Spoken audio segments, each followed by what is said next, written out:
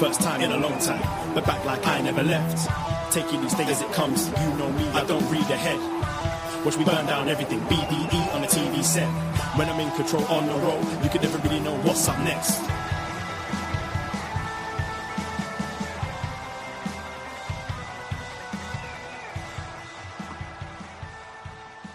Hello. Hello, hello, hello.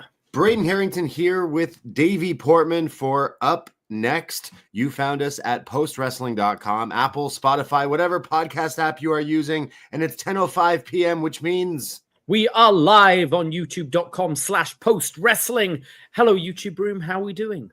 Hello, YouTube room. Hello, postmarks worldwide.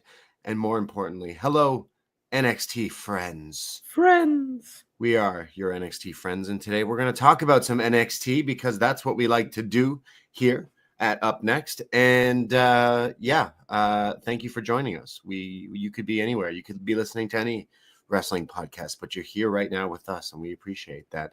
We're in WrestleMania season. Sorry, Stand and Deliver season. Oh yeah, right now. So we might have a few roadblocks or two that we're going to get to, but tonight we're going to talk about a Hardy party and the saint that has come home. So a big episode of NXT here tonight.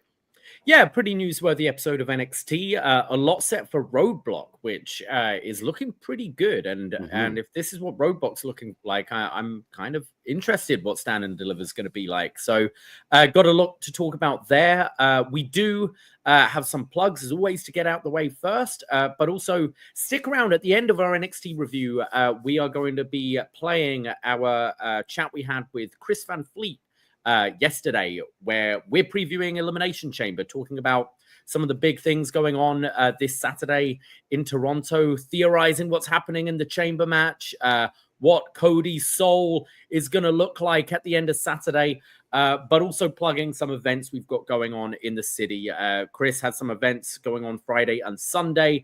He's also a Toronto boy, so he'll be having some stuff with Natalya and the Hurt Syndicate, and of course, the lock-in this Saturday at Gabby's. Braden and I will be hosting a tailgate party just 5 minutes around the corner from the Rogers Center, so we can all hang out before Elimination Chamber. So stick around at the end of the show as we'll be playing that chat at the end.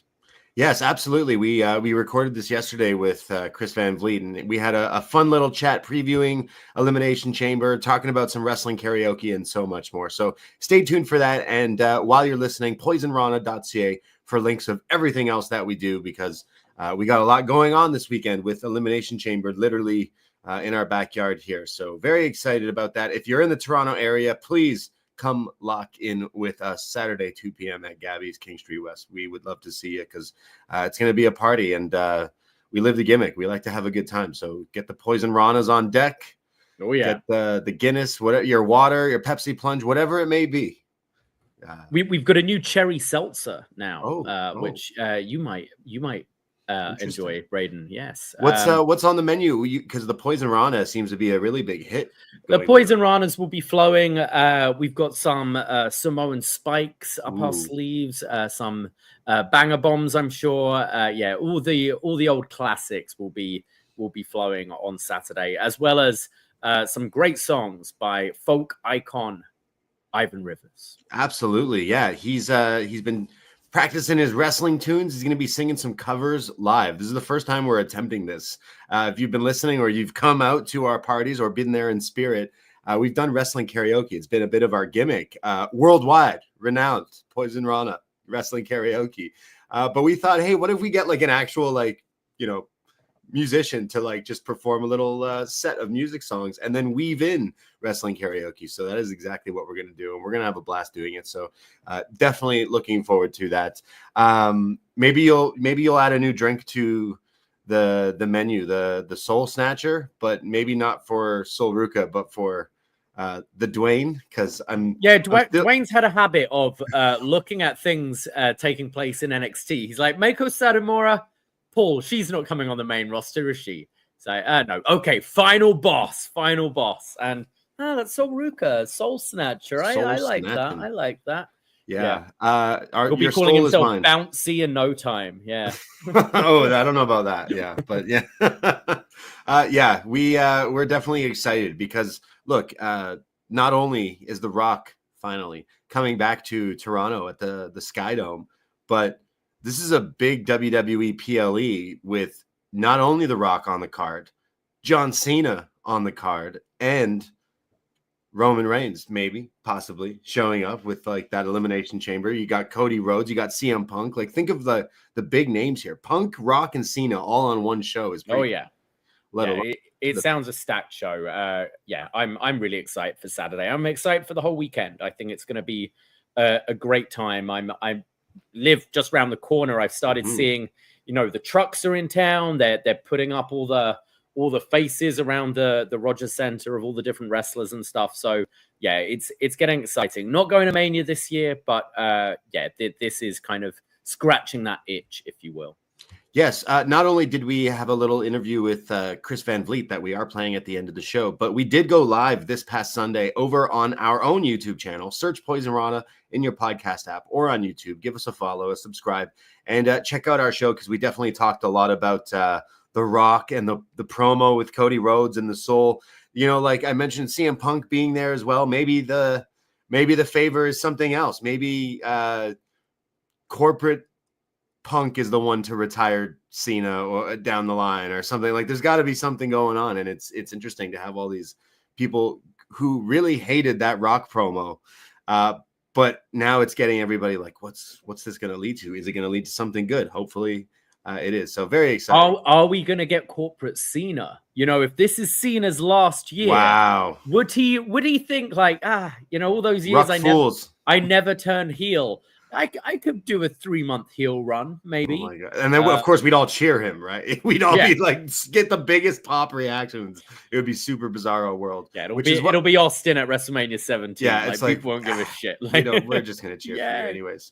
Like maybe Cena wins his 17th title in Boston by taking it from CM Punk.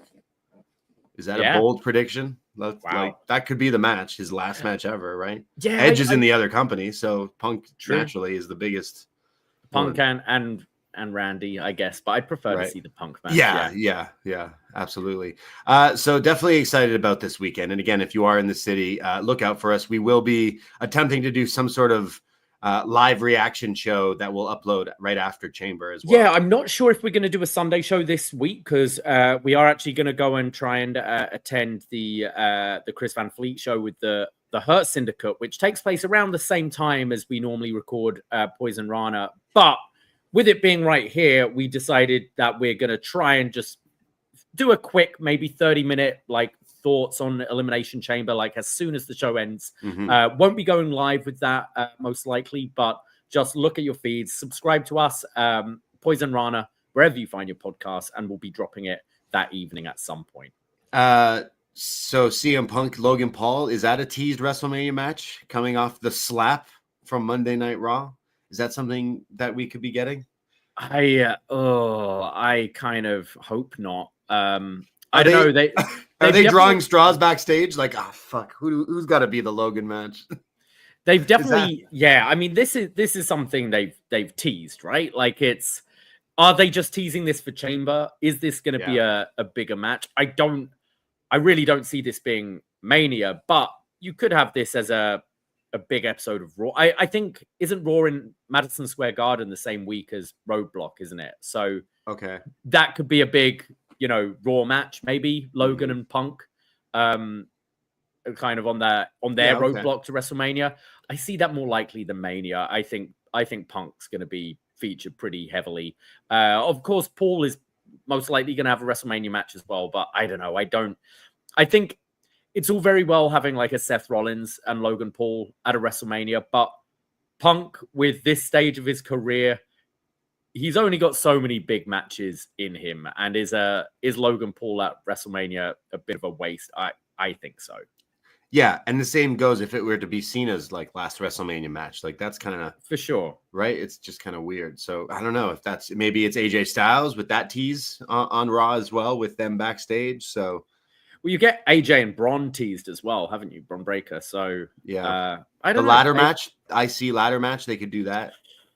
We're gonna get one, like whether it's tag or this. Like, I prefer the tag, to be honest, to be in a ladder match, if Yeah. anything is, because I can't say that division's particularly exciting me, but Sure. those guys in a ladder match could be fun. Whereas Mhm. I think I'd rather Braun just have a singles match straight up. Like Braun and AJ, that sounds great to me. Yeah, that would be pretty great. I think that's pretty good. Something else I liked from Raw is Penta versus Ludwig versus Pete Dunne. I thought that match was pretty crazy, especially the I know we got to support Canadian, but I'll call it a Mexican destroyer off the back of Ludwig looked awesome onto Pete, was absolutely crazy. And then a bit of a shock that Kaiser ended up winning. So like there's like a group of people on Raw that every week, especially since like the Netflix, that like, okay, go out and have like the match that definitely wows like our audience and probably sends them home being like, oh, that was, the match of the show essentially. But I thought that was pretty fun. I thought match quality actually was pretty good yesterday. I thought I really enjoyed the main event with Liv and Raquel beating Bianca and Naomi. I thought they did a great job. They kind of had every trick in the book there with those near falls, Dom interfering and then the foot on the rope, kicking out finishers, breaking up. But they had this crowd in the palm of their hands, and I was biting on some of these, and I thoroughly enjoyed it. I think one of the strongest women's tag matches I can recall on the main roster. I thought it was really good stuff, and now it kind of leaves things open a little bit with Bianca, Naomi. Who knows what's going on with Jade? But it kind of felt like those tag titles were maybe holding them back from actual bigger programs that, especially Bianca Belair, should be in. Yeah. And I think now dropping the tag titles, I do see that Rhea Bianca match being more of a possibility. But yeah, I was very impressed with that match. I thought that was excellent. I really enjoyed that three-way, as you mentioned as well. But wouldn't it have been so good if we here in NXT had those women tag team titles? Well, maybe we can now, but these two can drop it instead. Yeah. Maybe. Yeah, we also had it was Seth and Cody with a little bit of a segment with Cody bringing up that Seth bringing up that they haven't been in the ring since WrestleMania, and he's kind of saying, look, I wasn't your shield at WrestleMania to have you just sell out and be all corporate. I kind of felt both sounded good in this segment, but it felt kind of like weak material. Yeah. A little bit treading water. Like, we've kind of got to stretch out this Cody's soul thing, which I don't see him selling his soul. I mean, look at his suit, man. Like, does he need more money? Like he's got a pretty corporate. He's got a great big house. He's the guy, he's the champion. He's got a hot wife. He's got a cute daughter. He's got an awesome couple of dogs. Like, yeah, I don't know if this guy needs to sell out to The Rock. Like, I think that's what he's going to tell him, though. He's going to be like, hey, man, I don't know if you know this, but like, I don't need to be your corporate champion. So sorry, pass. So there we go. Then he's got the plan B is The Rock's going to have to offer this to someone else. So we'll see. Maybe someone else gets to like a Rock in every corner WrestleMania match.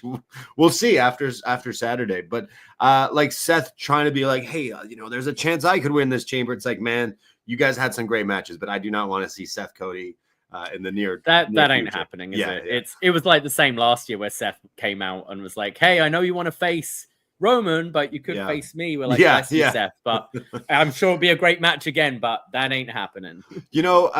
Bless Seth, but he always does kind of play like little bro. He always gets big bro like constantly through his kind of career. Like even when he was champion, he was like not the main like attraction, but I still think Roman does show up and maybe cost him. That could be the favor with Punk or something. I'm not sure. But going into this chamber, I think the men's chamber, having Roxanne in the women's chamber is super thrilling too. So I think the show definitely has my attention. And we'll talk more with Chris, especially about Sami Zayn and Kevin Owens and our thoughts on that and everything. So very, very excited, not only for the show itself, but going to the Rogers Center, the Sky Dome. Yes, that's the real name of it. And being here with like Toronto as like a whole, like they haven't done this stadium in so long. And the fact that they're pretty hot right now that they've attempted this, it's not quite sold out, but like pretty close. They still hold the record for this attendance with WrestleMania 18 in 2002. Oh, yeah. So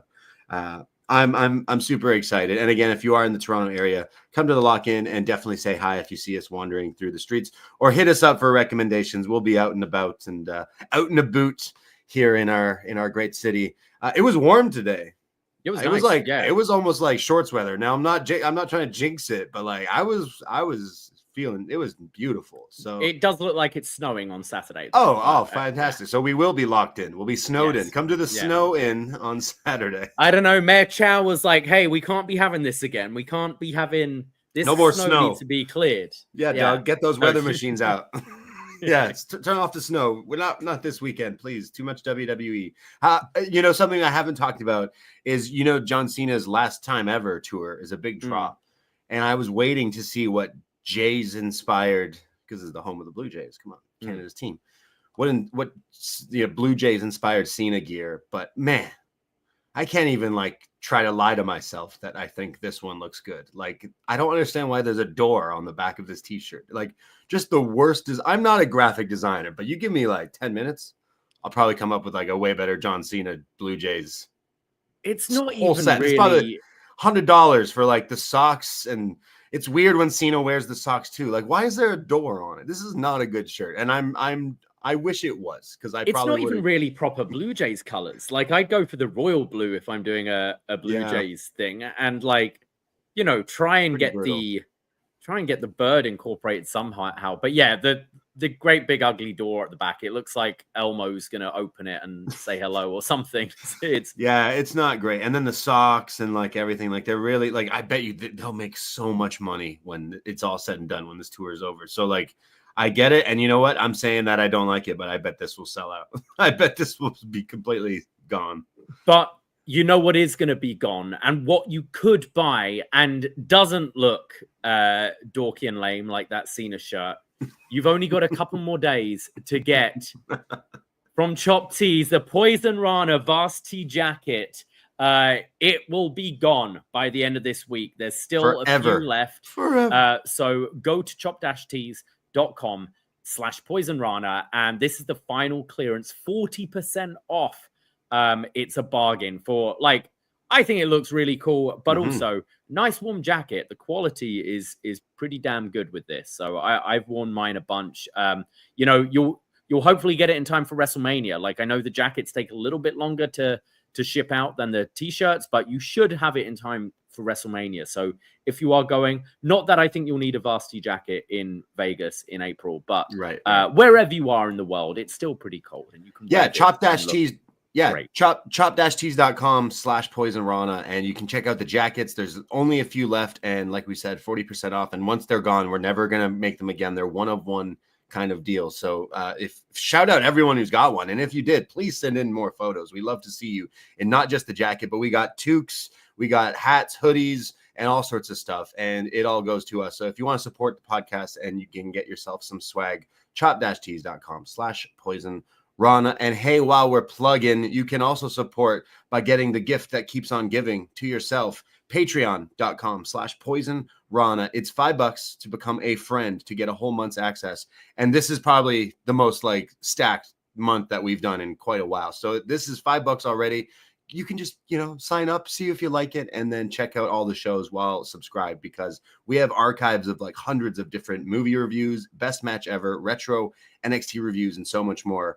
But this past few weeks feels like it has been a bit of a doozy, but in the right way, because we did some big shows, haven't we? Yeah, we brought out the big guns. We talked about how we're doing a show called The Champ Is Here. We're on episode 6. We just did a show with Rich Fan, Will Cooling from PW Torch, talking about John Cena's 6th title reign, which features the I Quit match, the Passion of the Cena versus Randy Orton, plus the Hell in the Cell. Then, if that show is not big enough, we also have an offer you can't refuse, because we reviewed The Godfather Part 2.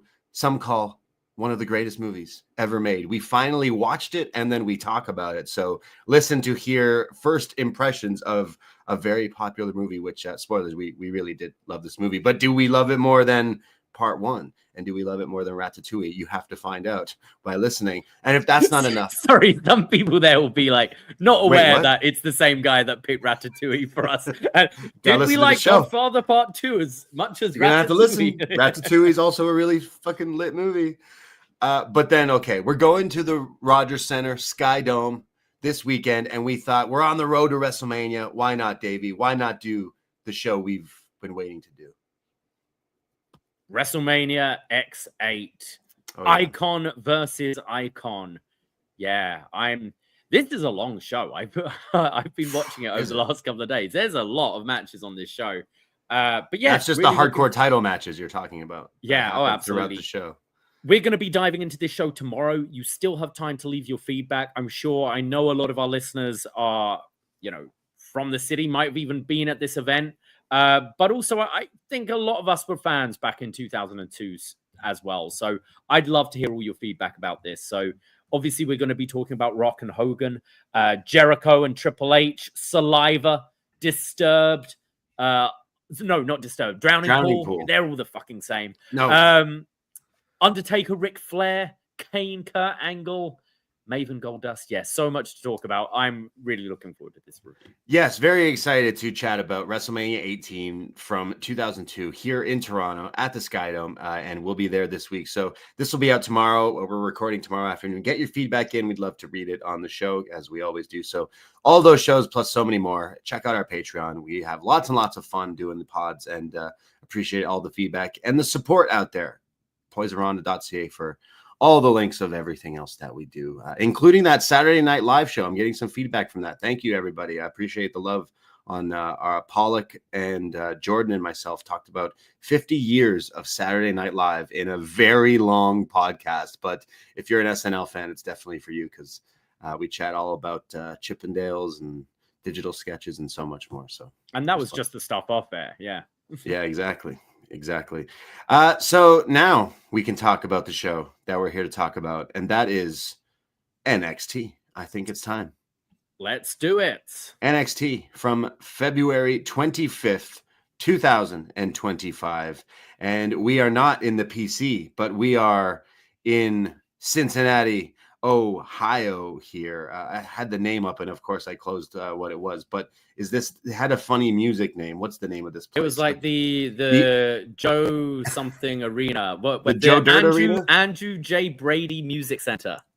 The Andrew J. Brady Music Center. I love it. Yeah, it looked great. I feel we always say this, but this venue with like the different tiers that you could see, obviously there was like a lot of like standing room there. Mm-hmm. I thought it looked really cool once again. And not often we get the like ramp level with the ring in WWE at all, but just a bit of a different aesthetic. But once again, I thought they picked a great venue for this. And this seemed like a rowdy crowd.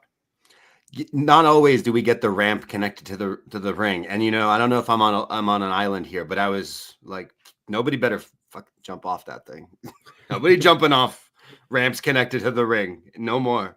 There was definitely a few times where it looked like the wrestlers forgot it was there. Like definitely Miles Bourne got clotheslined out the ring and it looked like he was expecting a bit of a drop and he was like, oh, I'm here. Okay. Be careful. We've seen what it can do. We've seen the dangers of the... Speaking of which, I look like Adam Cole on this feed right now. I'm bright yellow. Like an orange. And I need to sort out my settings at some point. Eat an orange or something. Maybe you look... Wait, maybe you were in the Ross Geller tanning bed situation. I don't know what's going on. Yeah, it's more jaundice, I think, than So I also looked at WrestleTix, and they said that there was about 1,384. So give or take, like 1,400 people, 1,500 people here. Pretty cool for this little spot. I think it's been great when NXT has been on the road. It's something they really, really needed to do. So pretty cool here in Cincinnati. And Vic will tell us a few times that like it's standing room here. Like a lot of people are packed in just to watch the show. So we kick things off with, we see earlier today, our superstars showing up here, and the Hardy Boyz are going to be in action. First time ever on NXT. TNA superstars, Hardy Boyz, I should say. TNA tag champ. moments. Yeah. Yes, of course. How could I not forget? We start off with a title match of our own here. The Women's North American Championship on the line. The champ, Stephanie Vaquer, taking on the challenger, Karmen Petrovic, with Ashanti the Adonis ringside with her, hand in hand here, in a very cowboy aesthetic here. Was this Ashanti or was this Brian Keith? Yeah, I think one of our friend Dan in the chat called him the booty hunter, Ashanti Adonis. I couldn't take credit for that one. It was too good. Thank you, Dan. But like, I kind of love this fit. It was like cow pattern pants, a drifter type like poncho, and then a cowboy hat. It didn't really match Karmen because she was kind of in like Hitman colors, I thought, but. Hey, I mean, Ashanti, right from his days as Tahuti Miles, has always looked pretty great, I think. So yeah, giddy up, yeah. Karmen with I mentioned the Bret Hart colors. Now we've talked about in the past, Davie. This is a long time listeners will know when you're like a women's wrestler, you put on dark lipstick or darker makeup, and it's like I'm a heel now. I'm wondering if this is the same thing for having the wet hair look for Karmen, because she's slowly turning into a heel a little bit with the Ashanti thing. So they're starting to show. I mean, once you dress like this cowboy, you're a heel. I just assume. But there's some good back and forth to start this match, like technical pinning attempts. Karmen uses her legs for like a leg full Nelson kind of thing here. Eventually, Ashanti kind of helps her get out of the way as Stephanie misses the knees in the corner, and then Karmen hits her with a code breaker, followed up by a tope. So Karmen looking pretty good here. Booker T calls Karmen and Ashanti Bonnie and Clyde, which I got a kick out of. During picture-in-picture, Vic Josephs shouts out all the Canadian viewers, like where Karmen is from, where we will be with Elimination Chamber this Saturday.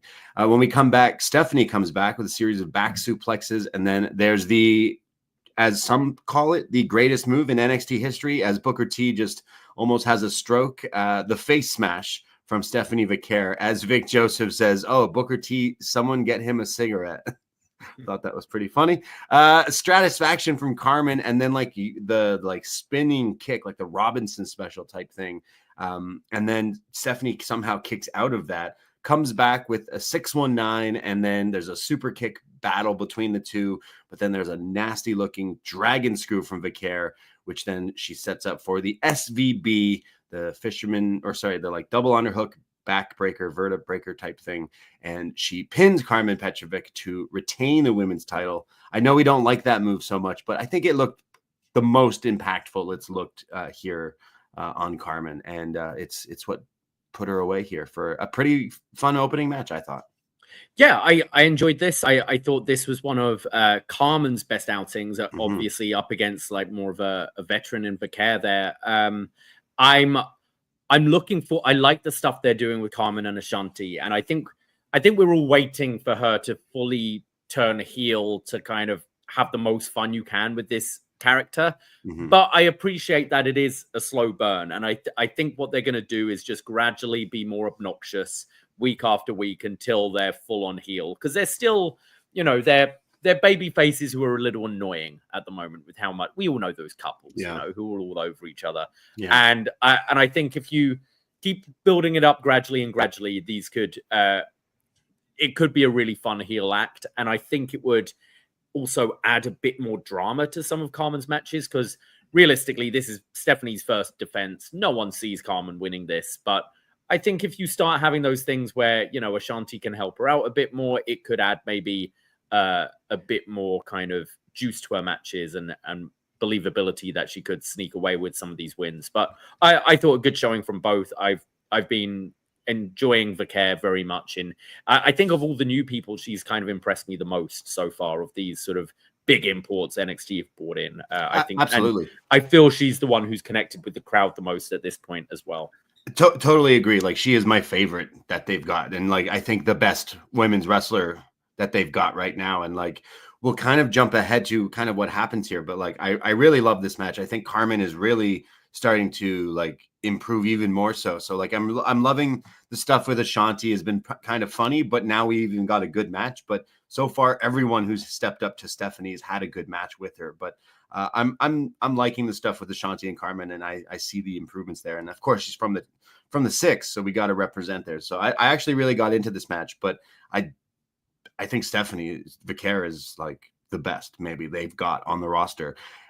And after the match, maybe Julia thinks the same thing, because out comes the NXT Women's Champ, Julia. She has her title. She has a microphone. She gets in the ring face to face, our 2 champions.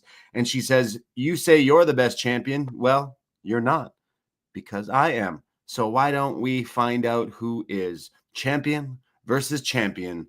And the challenge is made and the challenge is set, because in 2 weeks at Roadblock, yeah, that's right, 2 weeks at Roadblock on TV, Madison Square Garden Theater in New York, Julia versus Stephanie Vaquer, title v title. Winner walks out with both championships. Now, this seems pretty sudden. This seems pretty urgent.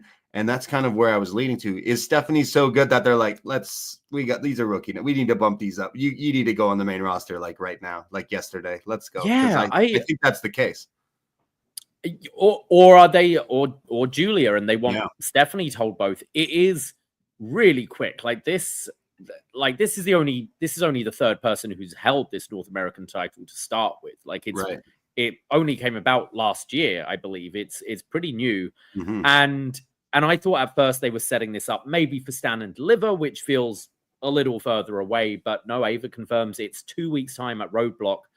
Makes you think, I wonder. I think one of these are going to get called up pretty quickly. You do have, like, this women's roster is great. They say it every week. It's the calling card of NXT now at this point. You've got Jordynne Grace there, who's obviously going to go for the title. But you've got all these other women who are on the rise as well, who eventually will be in that scene. Your Jada Parkers, your Kalani Jordans, your Lola Vices, etc. So I think people as talented as Julia and Stephanie, they really don't need to be there that long. And maybe you don't need to have both of them. So call one up. I wonder also, I look at that. I think they're stronger as singles, but I'm questioning the tag picture on the main roster with the women, like, because I don't see Bianca and Naomi being in that division anymore. And now who is there for Liv and Raquel? So whether it's something to kind of call up one maybe as a tag, like maybe Julia part of Damage Control or something. I don't know. I'm a little confused. It's always difficult when they do these champion v champion things, like how you book yourself. Like sometimes it feels like you booked yourself into a bit of a corner, and the issue is always like, okay, now someone's got 2 belts, and you either have stuff like Keith Lee, who after 2 weeks of holding both belts is like, I just want 1 belt now, so I'm vacating this, which I always think sucks. So it's the difficulty of getting it off there. But I'm really, really curious about this. I obviously saw this as a big match that they're going to want to do, but didn't necessarily see it as 2 weeks from now. It's interesting. It definitely caught me off guard, because it's like we assumed this was our Stand and Deliver match that we are going to go to, not for both of these titles. Now, of course, this could all just lead to some sort of screwy finish, as we've seen in wrestling. But like, this is the match. I'm like right away, like, wow, this should be fantastic. Julia, since coming to NXT, hasn't necessarily like showed me the Julia of some of the matches I've seen previously before WWE, but like she's still been pretty good, but hasn't gotten to the level I think that Stephanie Vaquer has shown so far. I really don't think she's had much of a, I mean, no, don't get me wrong, Stephanie's had as much time as Julia has and has impressed more, but I think Julia's style, it's that hard hitting style. It's a main event style that doesn't always lend itself to TV and short matches. And we both felt kind of cheated by the 2 Roxanne matches because they were on TV and short on time. So I think this is the match. It's still a TV special though, isn't it? Roadblock, or is this? No. Yes. No. Yeah. So this is still a TV show. So yeah, I don't know. I'm with you. I know Julia's got it in her because we've seen so many great matches, and I just think maybe sometimes you see with these talents, they come to America and, you're against people who played basketball a year before or Yeah, something. yeah, And it's yeah. like, you're not going to smack them as hard in the face as some others. Whereas I feel Stephanie and Julia are going to go all at it and will be a pretty like nice, stiff match between them. Like we were joking. It was the visual last week was the three of them, like the three, meaning Julia, Stephanie, and Jordynne. Like, could a three-way winner take all situation happen at Stand and Deliver if there's a little malarkey in this Roadblock match, or do we see someone walk out as two champions? It's a weird time to call someone up though if you are. I mean, unless it's maybe, you can you have the match, you maybe do some sort of rematch at Stand and Deliver. Maybe that's the three-way, and then one of them debuts on Raw or SmackDown after. But very wasn't expecting this at all. I'm excited about the match. Don't get me wrong. Oh, yeah. My only gripe, I can already tell you, I'll be like, oh great, this match is getting good, and we're going to a commercial. Even though now we get the picture-in-picture. I'm sure we'll get that, but that's a pretty big match, and they're really stacking this show, as we'll see the rest of Roadblock start to fill in. We'll know a lot more of the matches, so that's pretty great. I'm looking forward to seeing that. But I got into this opening match as well, so Stephanie Vaquer like already should be like on the main roster. I think she would impress most people.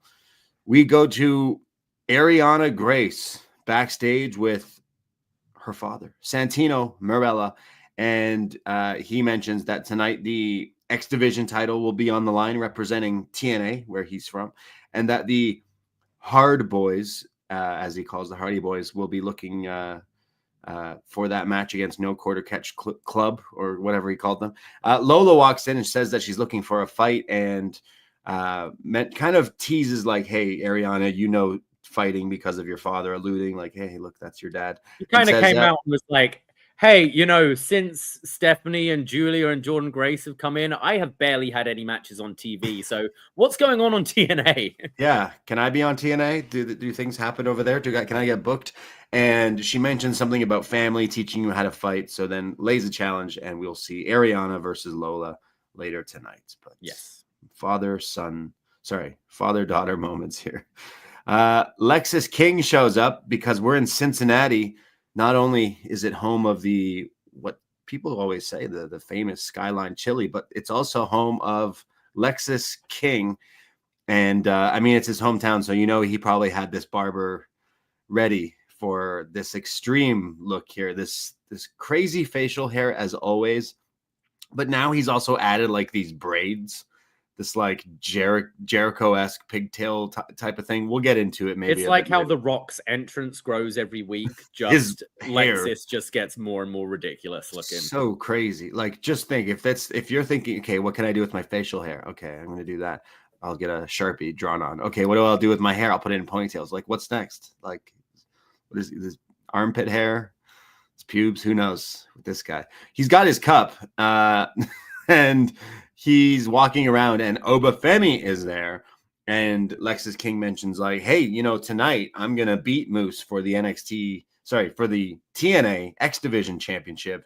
And who knows, maybe after I beat him, it'll be the King versus the Ruler instead, kind of alluding to, I'm going to beat him and then I'm going to come for you, Oba, and kind of has the cup and walks off to get ready for his match. But yeah, teasing that the Stand and Deliver or Roadblock main event could be Oba versus King, which we have seen before, I think, but this is a new Lexis King. So yeah. We see the picture of the Mystery Men. Great movie, but unfortunately it's not William H. Macy or Ben Stiller here. We don't know the name of these guys, but they call them the Mystery Group or something. Yeah, Dion Lennox posted this picture with a tweet, right, saying, you don't know when we're going to show up or what we are going to do, but one thing is for sure, no one is safe. They keep saying no one is safe as well. No one is safe. I don't know. These guys, they already dropped this. Yeah. They have not followed up on this well enough at all. Like it's an uphill battle when you've got a mystery group. It's always cool when you actually know the people in it, and okay, they were on Level Up or stuff, but these aren't names, this group. So you want to make them make a big impact. And they really haven't. Like, they had the stuff on the pay-per-view, but just a few beating people up backstage in an angle we literally saw last year with the Wyatt Six. It's so unoriginal, and I think these guys are. I'm kind of over them, and I don't even know their names yet. You know, it's. I don't think they've done a good job of this at all. I think you had what was the last PLE we had? Vengeance Day. Mm-hmm. These guys should have opened the show the next night and laid out their mission statement and who they are and what they're going to do. Instead, it's, boy band pictures that they're posting online like this, and no one is safe. And you got Robert Stone taken out backstage. Yeah, I couldn't give a fuck. It's like John Moxley attacking Action Andretti. It's like, if you really want to make a statement, maybe you'd attack the champion, or I don't. It's just weird that they didn't have any follow up since Vengeance Day. It's no worry, they'll come soon. It's no, and it feels backwards. It should have been. We had seen people laid out on the way to Vengeance Day, and we don't know who's doing it. And then you debut these guys on Vengeance Day like they did, taking Oba out and stuff in the ring. Right. And then you come out the next episode of TV and explain who you are and what you're doing. It's so copy-paste. And it's what? So it's Dion Lennox. It's I've only ever watched this guy lose on TV. Or Reed. How is this a threat? The bookworm guy, he's the Attack of the Revenge of the Nerds here in NXT. The thing that got for me, we keep saying, this is so rinse repeat, but you don't know who we are, you don't know why we're here, you're even basically saying the same, come on, man, shout out Razor Ramon, rest in peace, but fuck, so quickly the interest level and the hype has completely died. I can't one of my gripes in wrestling, something that if someone were to walk into the room, one of the most things I hate is when we've all been attacked, what we see later, and everyone's just selling and guys walking up it's the mystery. They do this in wrestling so much. That's can we just come up with other things? But be creative. We've seen successful debuts of relatively unknown groups in NXT, the Wyatts. The build for that was great, right. And that was in NXT's infancy. The vignettes, and then. NXT had this great formula, especially around that time, which is vignette building up to a cool theme song, a cool looking entrance, and a cool look. And you're okay. It's just Sanity even as well had a similar kind of thing. And it's just these guys, it's not working. It's not original. And it's not original. Yeah. There's no follow up. Really, that's the thing. I'm sure they could still turn it around, and we could definitely be wrong. But the way they've handled it is already making us not care about it. So yeah, I completely feel the same way. It's oh, really? Dion Lennox is taking over NXT? Oh no, shit! We better hide our books. Burn the books. Yeah, watch out! Don't leave a I don't know. Just don't know what's going on with that. We see our next match. We have another title match here, but as Vic Joseph in the commentary desk here let us know that it's not very often that a TNA title is defended on the WWE program, which is happening here. They didn't say it's not the first time. I guess we had the women's championship last year. Oh, okay, right, that's right. Yeah. So Moose is the TNA X Division champion, and he's putting the title on the line against Lexis King here today on NXT TV. So yes, some history being made. The famous X Division title to some. I watched TNA back in the day. I know a little thing or two about this lineage with the X Division title, and here it is with Moose taking on Pillman's Kid. So it could become, I think, the Lex Division title is definitely where we're going to go with this. We see King try to chop him here, and Moose is really? That's the best you got, and just throws him across the ring here. He beats down on King and then does the drop kick in the corner, sending King to the outside as we go to picture in picture. When we come back, Lexis King hits what looked to me like the hidden blade, but off the apron to the elbow to the back of Oba Femi here. Sorry, not Oba Femi, Moose, who will be coming out later. We'll talk about him. But Moose gets back in the ring and hits a bookend. And he's Vic is that's an actual bookend, right, Book? And he's yeah, it looks way more similar to the way Booker T would do it. There's a super kick exchange here, and then a pop-up into a Rana from Lexis Omega here, looking very flashy. Then hits a tope con hilo with the hair that we mentioned, like the braids and the pigtail things. Kind of look like Kenny Omega for a little bit there. Very impressive, Lexis King. And then gets back in the ring when Moose hits a double rope, like crossbody moonsault onto King, and then a huge power bomb. I don't know how he didn't put it away with that, but it wasn't enough as King kicked out. The crowd are really hot at this point.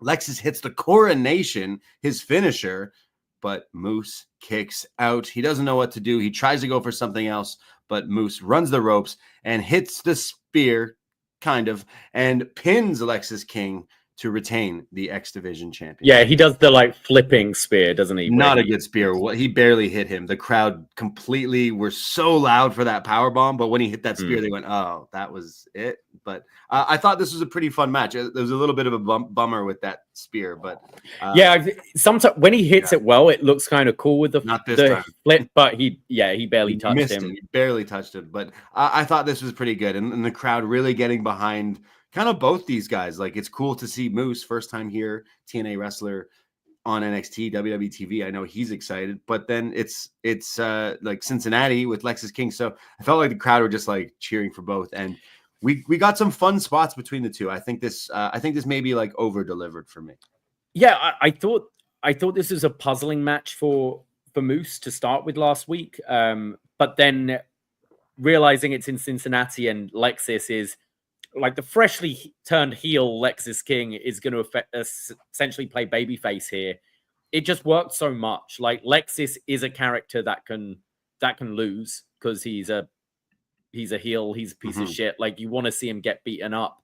So it was fine Moose going over him, even though he's a brand new champion. I don't think it really hurt Lexis at all. But him being the kind of crowd favorite here just added so much to this match. And like Lexis has definitely stepped up. I thought there was some good, there was a whole sequence where they were just trading like kicks and stuff. Looked really cool. Moose is so agile for his size. I'm always impressed by that, like Kurt Angle-esque scale up to the top rope for whether he's hitting a suplex or a crossbody or whatever. I thought that looked great. Yeah, I thought this was pretty fun and just it kind of fit that X Division mold where, even though it's not two guys I'd necessarily think of as X Division, it was very fast paced, a lot of moves, hot crowd. Like I liked it. I thought this was a good match. Yeah, it was. It wasn't quite, Petey Williams, Chris Sabin, all those X Division, but I think this was, again, better than I thought it was going to be for sure. And I think they had some fun. And again, Lexis has always like improved. I think we've been saying, like, are we going crazy, or is Lexis King actually like getting better at this wrestling thing? So I hats off. I thought this was pretty fun. And I also thought, like, just Moose, I do think he's got a bit of an aura about him. I know he's not everyone's cup of tea, but I think his presentation, like, I think his entrance music is excellent. Like, he obviously looks menacing. He's got that thing. Like, it's kind of weird that it's taken this long. I know there are, stuff against him from years ago that may be the reason why he hasn't had a look at in WWE. But he certainly, you look at him and it's like, yeah, this guy kind of fits the bill in WWE. I just always remember going to Ring of Honor shows when he was like just starting wrestling, and he would get some of the biggest reactions. He was just genuinely like getting better and learning and everything. So he impressed me here today, and I think this was a great little teaser. If you were someone who've never seen Moose before, I think you'd be like, okay, wait, this guy versus Oba, like, this could be a pretty sweet matchup. And it's exactly what we're teasing here, because Moose, after celebrating his win, is confronted by Oba Femi, the NXT champion, who comes down and he says, Roadblock, me and you, NXT title on the line, title versus title. Maybe he didn't mean to word it exactly like that. We'll get to that. In a collision no one has seen before, the Ruler versus Moose at Roadblock, and Moose accepts. So my first thought went, wait, title versus title. Wow. Oba Femi's going to win the X Division Did he say title versus title or champion versus champion? You listen back? Okay. He said so he makes it even more difficult for either person being like, no, he didn't say, because he says for the NXT title v title. It's like, what? Wait, does that mean? All right. Vic Joseph confirmed. I mean, I guess it is technically title v title versus title. It's just not title for title. But yeah, so he's like... also sorry. The other thing was he's like, title v title in 2 weeks in Madison Square Garden. And then Vic Joseph is like, oh my God, Oba Femi versus Moose for the NXT title in the theater at Madison Square Garden. Like, just being clear there. So it is only for the NXT championship, which I kind of got a little like, oh, wait a second, because I was talking last week about how I kept talking about option X or option XXX or option C, right? We were talking about this last week on the show. And as soon as Oba said title v title, I was like, ooh, wait a second. You could have him win, cash in option C, and face Joe Hendry for the TNA championship at some point. I'm sure there's just put him out of business. Just take all the titles. Take all the titles. Do what I said. Triple H titles.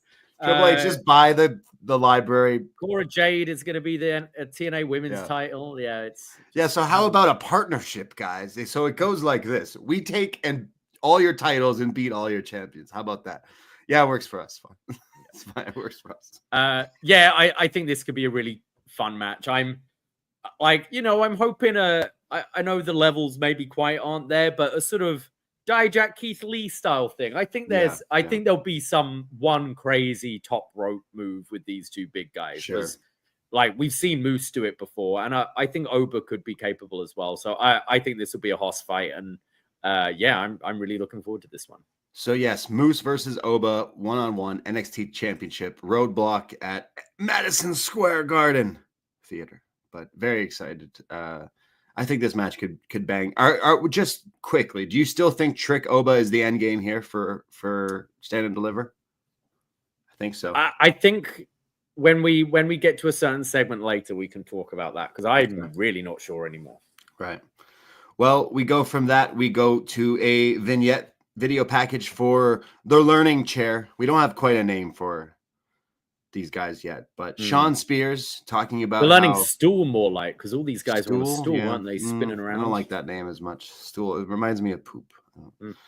Yeah, so Sean Spears here with his group, and he's talking about helping people and helping people find their light, because sometimes that's all they need to do. We see Brooks Jensen. He was left out in the cold.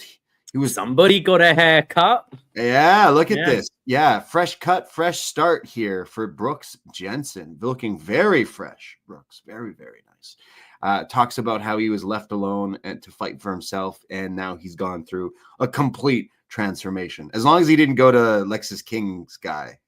Maybe he went to Carmelo Hayes' barbershop. That's some old NXT lore now. I thought he looked pretty nice. He looked very nice. I thought it looked good. Then we see Nico Vance, and he says he's like a monster, a beacon of rage. I like that, a beacon of rage. And then Lizzie Dame, a premeditated, full of manipulation, and says that together we are the new family of NXT, and we will take over. And next week, Sean Spears versus Tony D'Angelo for the North American title, and he says that we are going to take that title to our family. So yes, move over, Tony D'Angelo. There's a new family in town, and it's the Spears family. I'm wondering if that's actually what they're going to go by, the new family, the second family, or something like that. And I could see them taking the title. I actually think story-wise it makes a whole lot of sense. Not that I'm particularly interested in the Sean Spears North American title run, but I think for the fracturing of Tony's family and to get towards maybe Stax and Tony, maybe that needs to happen, and this is like the catalyst that does that. And you're establishing now this faction, this group, so maybe you need to put a bit of gold there. So I wouldn't be surprised to see a title change, to be honest. Yeah, I think so too. I don't know if the new family, what else? The fresh start or the light, something about the light, that could be the name, or something like the learning chair as well. Just start putting chair into other things. I don't think he's not really the chairman anymore. We're not quite sure what this is, but you know what? It is like a fresh start, so I'm kind of interested. So far, they've kind of surprised us with, especially some of the wrestling. We know Brooks Jensen has had some time here in NXT. Like he's had matches pretty good. Nico is the one that we were like, oh, he's kind of new and everything, but they seem to work pretty well the last time we saw them. Have we had these two versus Fraxium yet? We've only had one tag match, haven't we? But, yeah. Like that's always something you could do down the line as well. And then I know Brooks loves the Freebirds. We need Freebird rule with the North American title. Sure. Yeah. So yeah, we'll see what happens with this fresh start, the new family. We see a video. We need more videos like this. Now we know the wrestlers sometimes have to tour together. We see Ariana and Kalani shooting a selfie video talking, and Kalani's just been talking shit about Jada, who's literally 3 seats behind her. To be fair, it's like Ariana's like, so what's going on with you and Jada? Do you like Jada now? And she's like, no, fuck that bitch. He's like, yo, I'm right here. You want to say something? So they almost get into a fight, but they get pulled apart on the bus here. But yeah, it's, hey, we don't have a locker room this week, so let's just bicker on the bus instead. But I did like that. This at least felt a little fresher, like the setting of it. It's not just a fake locker room. Yeah, exactly. Yeah. It brought me back to the school bus of you'd getting fights on the school bus. It felt a bit more real. Especially we see these TikTok things they do all the time, and some feel very staged. Whereas this, I can believe, hey, we're on the bus, we're all driving together, like the NXT crew to get here. So let's record a little video and breaks up. But do you think Roxanne wanted to get on that bus again? She's like, whoa, I can't be going. Was it a Greyhound? Buses. Yeah, she's over buses now. Only superstar. She's got that main roster money now. Exactly. She ain't riding buses. Yeah, exactly. We see Jordynne Grace. She makes her entrance down to the ring. She's got a microphone. She's going to cut a promo here. She says, from the moment I've stepped into a WWE ring, I knew I belonged here. And everyone says NXT has the best women's division in the world because it's true. And Julia and Stephanie both felt the shift of when I signed and showed up here in NXT. Well, yes, the foundations will begin to crack because it is time for a change. And the juggernaut is unstoppable when she's interrupted. Not by Julia, not by Stephanie, but by Roxanne Perez, kind of making a little return here since main roster rocks. Yeah, we're working on that. Workshop that. She comes out, and the crowd are all a little stunned here. And Jordynne says, "Oh, I knew you'd be back." And Roxanne starts to kind of lay into Jordynne here a little bit, everyone's been waiting since you were somewhere else, stealing the show somewhere else. But what's the saying? Big fish, small pond. Well, this is my division, and you don't get to call the shots when it comes to championships because I'm still the leader of the women's division here. And Grace says, "Oh yeah, well then where's your title?" And the crowd go, "Oh," and Rox says, "Oh, you mean the title that I beat you to retain with?" And the crowd were really playing along with this segment because the lines were fine, but they were like, "Oh shit!" Like the meme, the gif. Yeah. So Roxanne says, "I'm going to go to Toronto this Saturday, and I'm going to win the Elimination Chamber. I'm going to go to WrestleMania, and then I'm going to win the women's world title, and then maybe I'll beat Stephanie or Julia for that NXT title and get that back so I can be Roxy 2 belts again." And or wait, was she Roxy 2? I forget now. Losing track of whoever is 2 belts. She says that she will be Roxy 2 belts because maybe she's not done here quite yet. And Grace says, "You know what? Well, that sounds like a great plan, but there's a saying, everyone has a plan until," and then she smacks Roxanne in the face, tries to pick her up on her shoulders, but Roxanne slips out.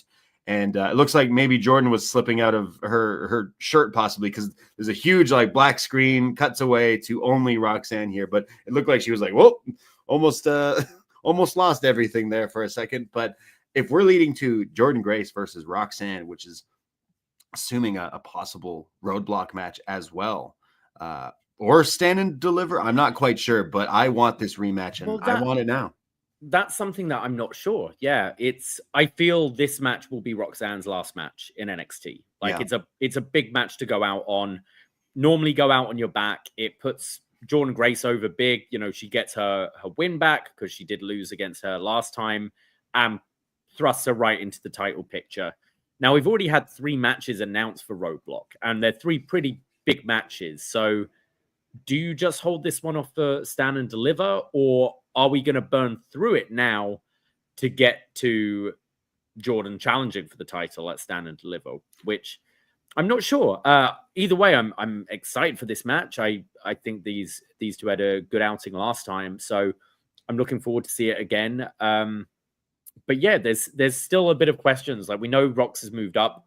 I kind of figured she'd be on NXT tonight because pretty much all the Raw women who were in the chamber had a moment yesterday to kind of say why they're going to win it, and Rox wasn't on it. So I kind of figured she'd be out here today. We still got the unfinished stuff, maybe with Bayley to come forward. Where do you see this match happening? Yeah, like if you do this at Roadblock, then that gives Roxanne a free, like, are we going to Roxanne Bayley for WrestleMania or Stand and Deliver? Like, one of those shows is going to be that match, I assume. Or we get Jordynne versus Roxanne here so that we get Jordynne versus Julia and Stephanie versus Rox at Stand and Deliver. Like, Stephanie versus Rox. Like, there needs to, like, I think Roxanne should have like one big final NXT match, and I feel this is it. It should be this. Like, it should be this. So. But like, is this going to happen at Roadblock, or is this going to happen at Stand and Deliver is the question. But this sounds like an awesome match. I know we have seen it before, but I think there was some left in the tank for. Well, it's also now you don't have the title, like the constraints of this is a champion v champion or anything like that. You can just I don't know if this is on Roadblock. Roadblock looks like the best PLE they've put on, and it's not even a PLE. Yeah, it looks really loaded. So it's already loaded for a 2-hour show with like commercials and everything. Like it's going to be a busy one, but it's definitely going to be a good one. Like, yeah, so far I'd recommend watching Roadblock because it has more interest than the last pay-per-view. Like, how crazy is that? Already, this is way more better sounding card than the last. So. Pretty cool. I'm really into seeing Jordynne versus Roxanne and some of the women stuff. There's just so many different pieces, and we're seeing where it will play out. We see the mystery team, the mystery people watching again. The Mystery Four. I hope that's not the name they land on. That's a terrible name. The Mystery Four. Wow, great. Well, here's a first for NXT. Get ready. Throw your guns up. Throw your jukes in the air. The Dukes in the air. Or am I skipping ahead here? Well, you're skipping ahead. Yeah, there's a segment backstage with Trick and Javon. So Trick Williams and Javon Evans, they will be, Javon will be in a match later tonight, but Trick is seeming a bit like agitated, a bit more angry and aggressive since losing to Eddie Thorpe. And Javon's like, yeah, I know what you're going through. Like, I'm going through the same thing. He lost to Ethan Page at Vengeance Day. And Trick kind of yells at him here and says, like, yeah, well, you're fighting over a smile and I'm fighting over like a title opportunity here. And Javon's like, yo, yeah, man, you're fighting over your broken jaw. Yeah, I'm fighting over a belt. Like, it's come on, Trick. You're better than that. Trick tells him to stay in his lane, and Javon kind of takes offense, like, oh yeah, well, like, what are you trying to do? And this is when Ricky shows up. Ricky Saints goes to handshake Trick, who offers a fist bump, and Trick walks off, and Ricky again is like, man, everyone's just so angry here. What's going on with this place? So angry Trick Williams. This is what he needs to do. He needs to reach down and find the aggression to beat Eddie and beat Oba, I guess. But yeah, I'm kind of hoping this is a heel turn from Trick, to be honest. I kind of think he needs a bit of a shift in character. He is very popular with the crowd, obviously, but he's had the NXT title twice now, so I don't think he needs to really be winning that again. And I feel maybe it would be a good thing to... We had him as the comedy heel, the lackey to start with. We haven't seen that, like, serious heel from Trick, and, it was something they did with Bron Breakker before they moved him up. He was probably ready to move up, but it was like, let's try something else. They've done it with Rox as well. It interests me more than just having Trick chasing for the title again, to be honest. And maybe that is where we're going to. But maybe if you are doing that, it's Trick as the heel and Oba more as an established babyface. It then opens things up when you do want to move him up, that I'm wondering if this whole Mellow Don't Miz thing is just... God, please don't. Yeah, it's horrible, but I wonder if it's a way to eventually bring Trick, who like just kicks Miz out and is like, nah, it's you and me, Mellow. Like it's that kind of thing. And I think storyline wise, that could work with Trick swooping in there. And if you've already established him as more as a heel, you can have the kind of makeup angle and stuff. And hey, we're better off with each other than without each other kind of thing on the main roster. Yeah, it's possible. Like, yeah, he seemed definitely different than we've seen on TV and his character before. But then what confused me is Eddie Thorpe is teasing another match with Trick. Well, they still have to do the Underground, which is probably added to Roadblock, right? Right. Okay. Yes, I forgot. Or a different week or something. But yeah. So Trick acting angry. Javon and Ricky getting ready for their match later today. We came back from break. I got to hear Can you imagine though, if like Braden, if someone had broken your jaw and you were like really mad about it, and someone went to you, yeah, you broke your jaw, you think that's bad? I just lost my tennis championship. You'd be like, yo, fuck off, dude. I've got a broken jaw. I'm eating food through a straw. Like, hey, that rhymed. Hey, yeah. DVP. Yeah, I got battle rap champion. Remember? Yeah, never forget. You hear that, Sino? Never forget. For those who know, YouTube archives on Poisonrana. When we were all stuck inside, pandemic, we did games and stuff. They're fun. Someone's got to challenge Frank for the title this weekend and Saturday. If you got the balls this Saturday, challenge Frank for the BD title on the spot. You'll probably lose, but you heard it here first. If you heard this, the code word is Chat's fire. Chat's fire. You come up to us and say Chat's fire this Saturday at the lock-in.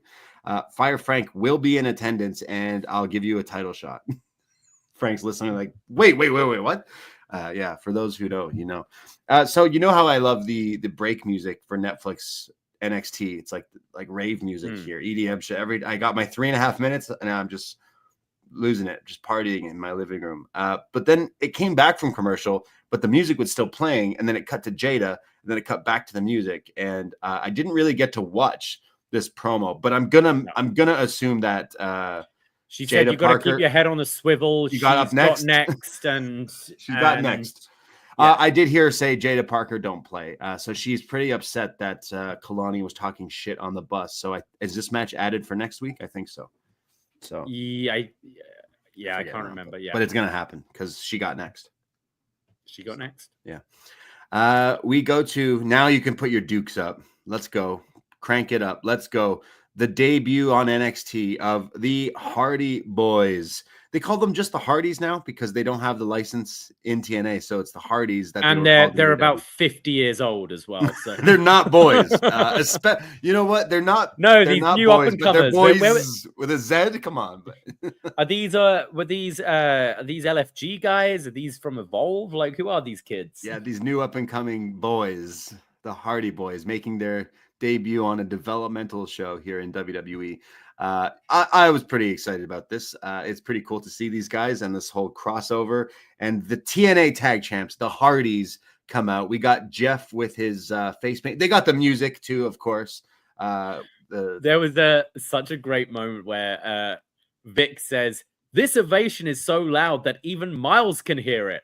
And Booker just goes like, "Hey man, that's not cool." He's like, "Why do you have to say that?" And he's like, "No, Book." Like he threw his hands to his ears. Right. It's like, "Nah, man, that's not cool." And Vic is clear every single week they make like Miles is making death jokes about himself, but Booker was like, "Hey man." Yeah, it's cool. Like it's okay when he says it, man. It's only okay when he says it. Like if you've been watching, like Miles Bourne, usually there's a reference to him, you know, being, I don't know if it's completely or partially deaf, but like they've made so many jokes over the last year through NXT, like even still recently. So I'm pretty sure Miles is okay with Vic causing that line. And he was even joking by covering his ears. It's so loud. Yeah. So like, I thought it was a pretty great moment. I love No Quarter Catch Crew as well. So this is a pretty cool moment for these guys to face the Hardy Boyz here. Yeah. This is the first time the Hardys teamed in WWE since 2019. And I kind of forgot because Jeff didn't leave too long ago, did he? Right. Like it was probably three years ago, I think. whereas Matt was quite a bit before then. So yeah, right. Yeah, wow. So they hadn't wrestled on WWE TV and together in quite like a long time. 5.5 years. Yeah. Wow. Oh, that's pretty crazy. Cool. I'd have a hunch. I mean, we'll no spoilers, but we'll be seeing the Hardys again very soon on NXT. But like, I have a feeling we'll see them WrestleMania weekend, maybe, possibly. Like, they're easily with the WWE crossover, like the biggest stars we got from TNA right now, I'd say. So, like, I don't think this will be the last that we see of them here. But yes, throw your guns in the air for the Hardy Boys and the Hardys versus No Quarter Catch Crew. And the Hardys start off here by working on these guys. We get the tags in and out, the double punches, the spin cycle combo. But then Heights comes in and they try to do the poetry in motion on Jeff, and this is where like they block it here. I think on Matt, because Matt gets out of the way, and then Jeff uses Miles, who's still crouched down, to jump off his back and splash Tavion here, which is pretty cool with the poetry in motion. Matt Hardy teases the twist of fate, but then he's like, you know what? I'm going to DDT him instead. Looked great, though, but it was only a 2 count. Eventually, there's then a poetry in motion, but this time from like the outside of the ring. We mentioned this like ramp is kind of level with the ring, and Jeff does it 2 Miles and Tavion like going into the ring. This was pretty crazy. And then a great throwback here. Miles Bourne loves the Randy Orton comparisons, from the moves to like the look and everything. But here, Jeff goes for the twist of fate, and he does the exact counter Randy beat him with at that one Royal Rumble match they had. But instead of hitting the RKO, because that would be too on the nose, hits the Randy Orton power slam. Yeah, this is great. Awesome combo here. Always love that Randy counter there. And then clearly the crowd didn't. I think they did, but they were just teasing as they chant, "You're not Randy," at Miles. And maybe this is when he was also doing the like, wait, what? I can't hear you. I can't hear what you're saying. We go to picture in picture. When we come back, Matt Hardy and the boys are in control. There's a side effect as he's trying to get out of here, but Tavion keeps dragging him back. It should be noted that Fraxium are watching this on some chairs on the entrance ramp here. Jeff finally tags in and starts hitting his atomic drop and then the leg drop, and the ref is like, you know what? It was to the balls, but I'm gonna let it slide. Jeff hits a very nice picture perfect whisper in the wind to both members of the catch crew here, and then they hit the plot twist, which is like the stunner twist of fate, into like a catching neck breaker. Thought this looked awesome, but Miles breaks it up at 2.9, and then they go, oh yeah, well then they hit what we came to see, the twist of fate and the swanton bomb, and they pin Miles here. And Booker T was like, oh, vintage Hardys, vintage. And Vic was like, yo, man, like that's Michael Cole's thing. And Booker says, yeah, well, I'm taking it. So vintage Hardys winning here against the No Quarter Catch Crew in a match I thought was pretty fun, especially the last few stretches there. I thought the crowd were really excited to see these guys. So I enjoyed this a lot. Yeah, like I said last week, the Hardys just don't do it for me anymore, but I get they're still a draw, and they were here. Like, this crowd loved them. They were so excited to see them, and it was a fun match. I think like the Hardys look as good as they did 5 years ago, in my opinion. Like I feel like they've been on this nostalgia run for a decade now at this point. Like Kiss, just keep doing the last tour, world tour. I guess it's still working, so yeah going. And yeah, I thought this was fun. I really like both Miles and Tavion. I think Miles especially, the kind of death jokes and the goofy stuff get over. The Randy Orton cosplay kind of gets over. So I see something there, and these two work together pretty well. And I thought this was pretty entertaining. I love this whole crew, because you had Charlie and Ren on the outside. When Jeff and Matt were in the ring, like juking, doing the dance and the delete, she started doing it, and she's like, sorry, I had to. It's kind of in a way like, you know how the Dark Order, when first presented, they were like serious and culty, and as soon as they like let them lean into just being goofballs, they got over. And that's like, you know, this is very much a diamond mine, a Blackpool Combat Club, like dojo serious, and it just didn't work under Gulak. And as soon as they've been like, yeah, we're those things, but just dorks about it. Like it's made them so much more popular and entertaining to watch. I love Miles and Tavion's wrestling. Like I love all this whole crew has like become like one of my favorites to watch. Like especially since that one PLE match against Fraxium, like these two should stick together as a tag team. I'm a really big fan. I really love this. Like how crazy is like these young NXT wrestlers taking on arguably like one of the greatest tag teams ever, and it's pretty crazy. I thought the Hardys looked great. You said it, like they actually looked good. Like they didn't look sloppy whatsoever. So I was pretty happy about that. And I think Matt was like, yo, man, this is WWE again. We got to be on it. We got to be like, let's lock in. You know what I mean? Like, let's lock it in, Jeff. Like Jeff didn't go skipping through the crowd with this one and just walking out, did he? After the match, Fraxium get in the ring. The Hardys have mics and so do them. And they say, welcome to NXT. And Nathan Frazier says that Fraxium is the best tag team going today, and the Hardys are the best tag team of all time. And Jeff cuts them off and says, you know what? Let's spare the small talk. Let's face each other. This is when Santino Marella hits. Now, if hearing the Hardy Boyz theme loaded didn't get you hyped up enough, because it always does to me, Santino's original music hits. I was like, whoa, I love this theme song. So original Santino music hits. The Authority, the director of Authority, he comes out and says Ava in the back, of course, referring to Ava, says that there will be a match and it will be at Roadblock, Fraxium versus the Hardy Boyz, not for the NXT tag titles, but for the TNA World Tag Team titles. And Nathan Frazier looked pretty emotional here. He was like, I can't wait for this match, and shake their hands. And it is set. It is added. Hardy's, Fraxium, TNA tag titles at Roadblock in 2 weeks. And after the performance of the Hardy Boyz here, I am definitely in on this one. I can't wait. Okay, what's the next TNA show coming up? Like pay-per-view? You're asking me. I don't know. Cino. Okay, hold on. My old. Let's see. What did they have? They had Genesis. They did that recently. They got Turning Point. They had Final Resolution. They used to have Victory Road. They still do that. King of the Mountain. Something. Hard Justice. That's one of them. Hard Justice. Okay. I'm naming all there. I'm looking it up now, but okay. You've got TNA Unbreakable. I missed that one. That's Mania. That's Mania weekend. TNA Sacrifice is next month, so possibly in that one, text us. I'm wondering whether you have, TNA titles defended at Roadblock, NXT titles defended at Sacrifice, and then the old staple of NXT. Yes, 2 out of 3 falls at Stand and Deliver between these two teams. Or you get a ladder match because it's the Hardy Boyz. That's the ladder match we get. The TLC match. And I'm wondering it. I don't think this Roadblock match is going to be the only encounter between these two. I see this being the Stand and Deliver program, and I could see with it being for the TNA titles, which seems a little odd, whether we'll have a couple of these matches. I would like to see a few, and then I would like to see it culminate with Stand and Deliver. Like, why not? Like, because really, who's the tag team facing Fraxium at Stand and Deliver? That no one had up to that level. Like no one for a WrestleMania weekend. They've had them all. They've had all the matches.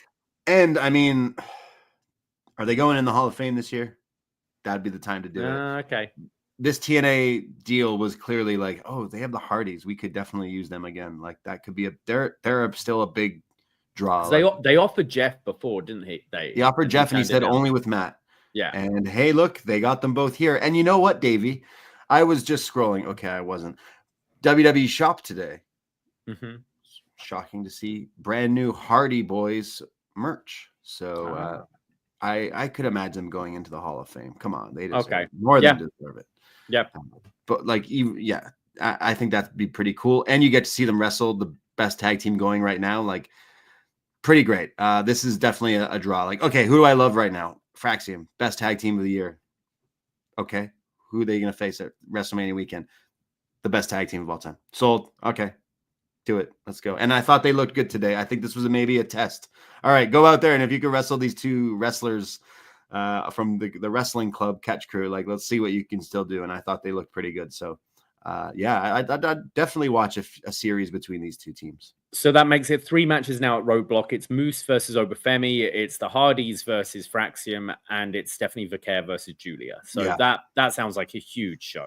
Already with those 3 matches, are they going head to head with AEW that night or something? That seems like overly stacked. It's a Tuesday, March 11th, New York City, and do we get an overrun? Like maybe I don't see CW can't have that, can they? No, they can't. Well, there we go. We're setting up some big stuff in NXT, but we go to a commercial break. But when we come back, we see the family without Tony D. We see Luca, we see Stax, we see Rizzo. They're at the restaurant and they're just drinking water here. When Tony D comes in, they're like, "Oh, we haven't heard from him." And he goes, "It's okay, I'm fine." And he sits down and he talks and he says that Sean Spears is a smart guy, but he's also a tough guy. And I have to handle this business alone next week. I have to face him for the North American title. When Stax interrupts him and says, "Hey, look, Don, you're not 100%. And you need to think about this." When Luca interrupts him and says, "Hey, you shouldn't be interrupting the Don." And Tony says, "No, it's okay," because he's the what is he? The underboss? The underboss. Right. And you can hear all about it. Godfather 2 review out now on our patreon.com/Poisonrana. He says, "Don't worry, boys. Don't worry, family. I got this. I'll take care of it." And it will be next week, Sean Spears versus Tony D. I know we say this a lot, but some tension here. Luca interrupting Stax interrupting Tony. Yeah. But then Tony saying, "No, it's okay. He is an underboss." Some tensions rising. I have a fear that Italy will be losing the North American title, but Canada will be regaining it next week on NXT. What do you think?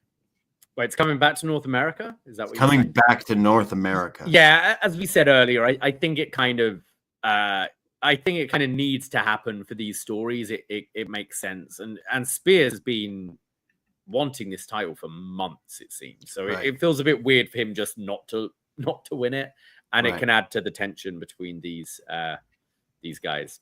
As long as he hits the Sushi Goroshi, he should. Oh win. Yeah. So I'm excited. We go to a clip of LFG. Let's go on WWE on A&E. I tuned into A&E the other day and was only Storage Wars. And this is the only clip. I watched some of the other clips. Way too much Bully Ray for my liking. But here we have Bully Ray making this guy dance and then making everyone do the Bayou dance, the Bayou buckle. Yeah. And then, I go, wow, I should really tune into this show. This was the clip, really, of all that. Last week I complained that Undertaker is exposing the business. Yeah. So they're like, whoa, we got to pull this back. All right, what clip we got this week? How about Bully Ray and these kids dancing? It's funny, though, because it felt very much...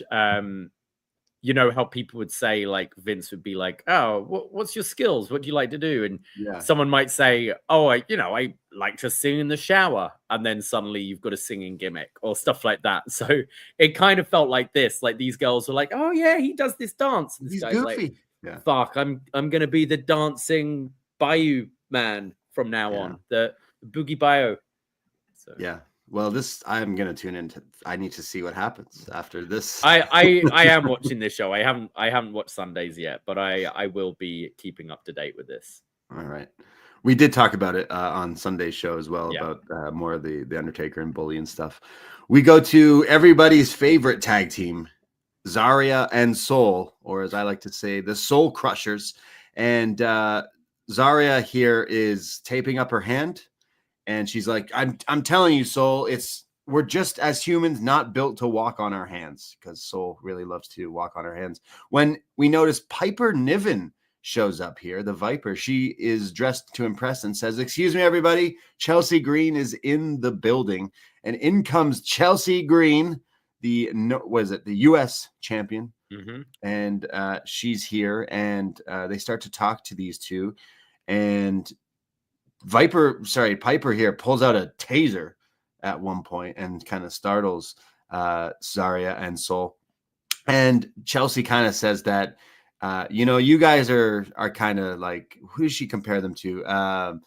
Selena Gomez and her new fiance Benny Blanco, you're just destined for failure. And I don't know if you've been following this story, but a great pop culture reference here. So Selena Gomez, bless her heart, starts dating one of these music producers, Blanco, and then they get engaged, and she seems like she's like so happy. But the internet is a cruel place, Davie, and the internet, whether it's Twitter, Instagram, TikTok, they all keep calling Selena Gomez's fiance ugly. Nah.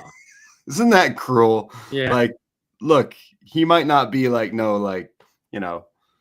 Superman. He ain't no oil painting. Yeah, it's just like, oh man. So here Chelsea bringing that up, like, you're just destined to failure. So Chelsea might be saying what a lot of other people are saying, but pretty rude. So yeah, sorry, Selena. Love you in Only Murders though. So Zarya says, oh yeah, destined for failure. Well, why don't you step up to us? Why don't you step up to us here on NXT? And she says, yeah, okay, chill out, Mad Max, to Zarya here. And then Zarya says, okay, well, next week we'll have a match. And somehow Piper agrees and then realizes, like, oh, wait, did we just agree to a match? And then Chelsea's kind of upset, like, oh, shit, we got to wrestle them. So that is happening next week. Chelsea Green and Piper versus Soul Crushers. Yeah. Yeah, still continue to hate the chemistry between Soul and Zarya. Like, it's just listen to what I've said the last few weeks. That it's not working. I don't want to see Zarya doing comedy. It's not good.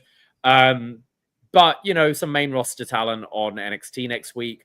I imagine Zarya with her power is going to do something pretty cool with Piper. I see Piper eating the pin here. Put over your women's tag team here in Zarya and Soul, and obviously protect your US champion. Absolutely. I always like Chelsea Green. I know it's a shame she's not wrestling, right? She's not at Chamber. She's going to be here, but yeah. So she'll be on SmackDown. She'll have something on SmackDown. Yeah, true. Yeah. So we'll see that match next week, and I'm ready for. I want them to win because I like these two as a team right now. We see my favorite thing in wrestling. Oh wait, we need a camera back there. Please go to the back. And we see, oh no, people have been laid out here. Was this No Quarter Catch Crew? Yeah.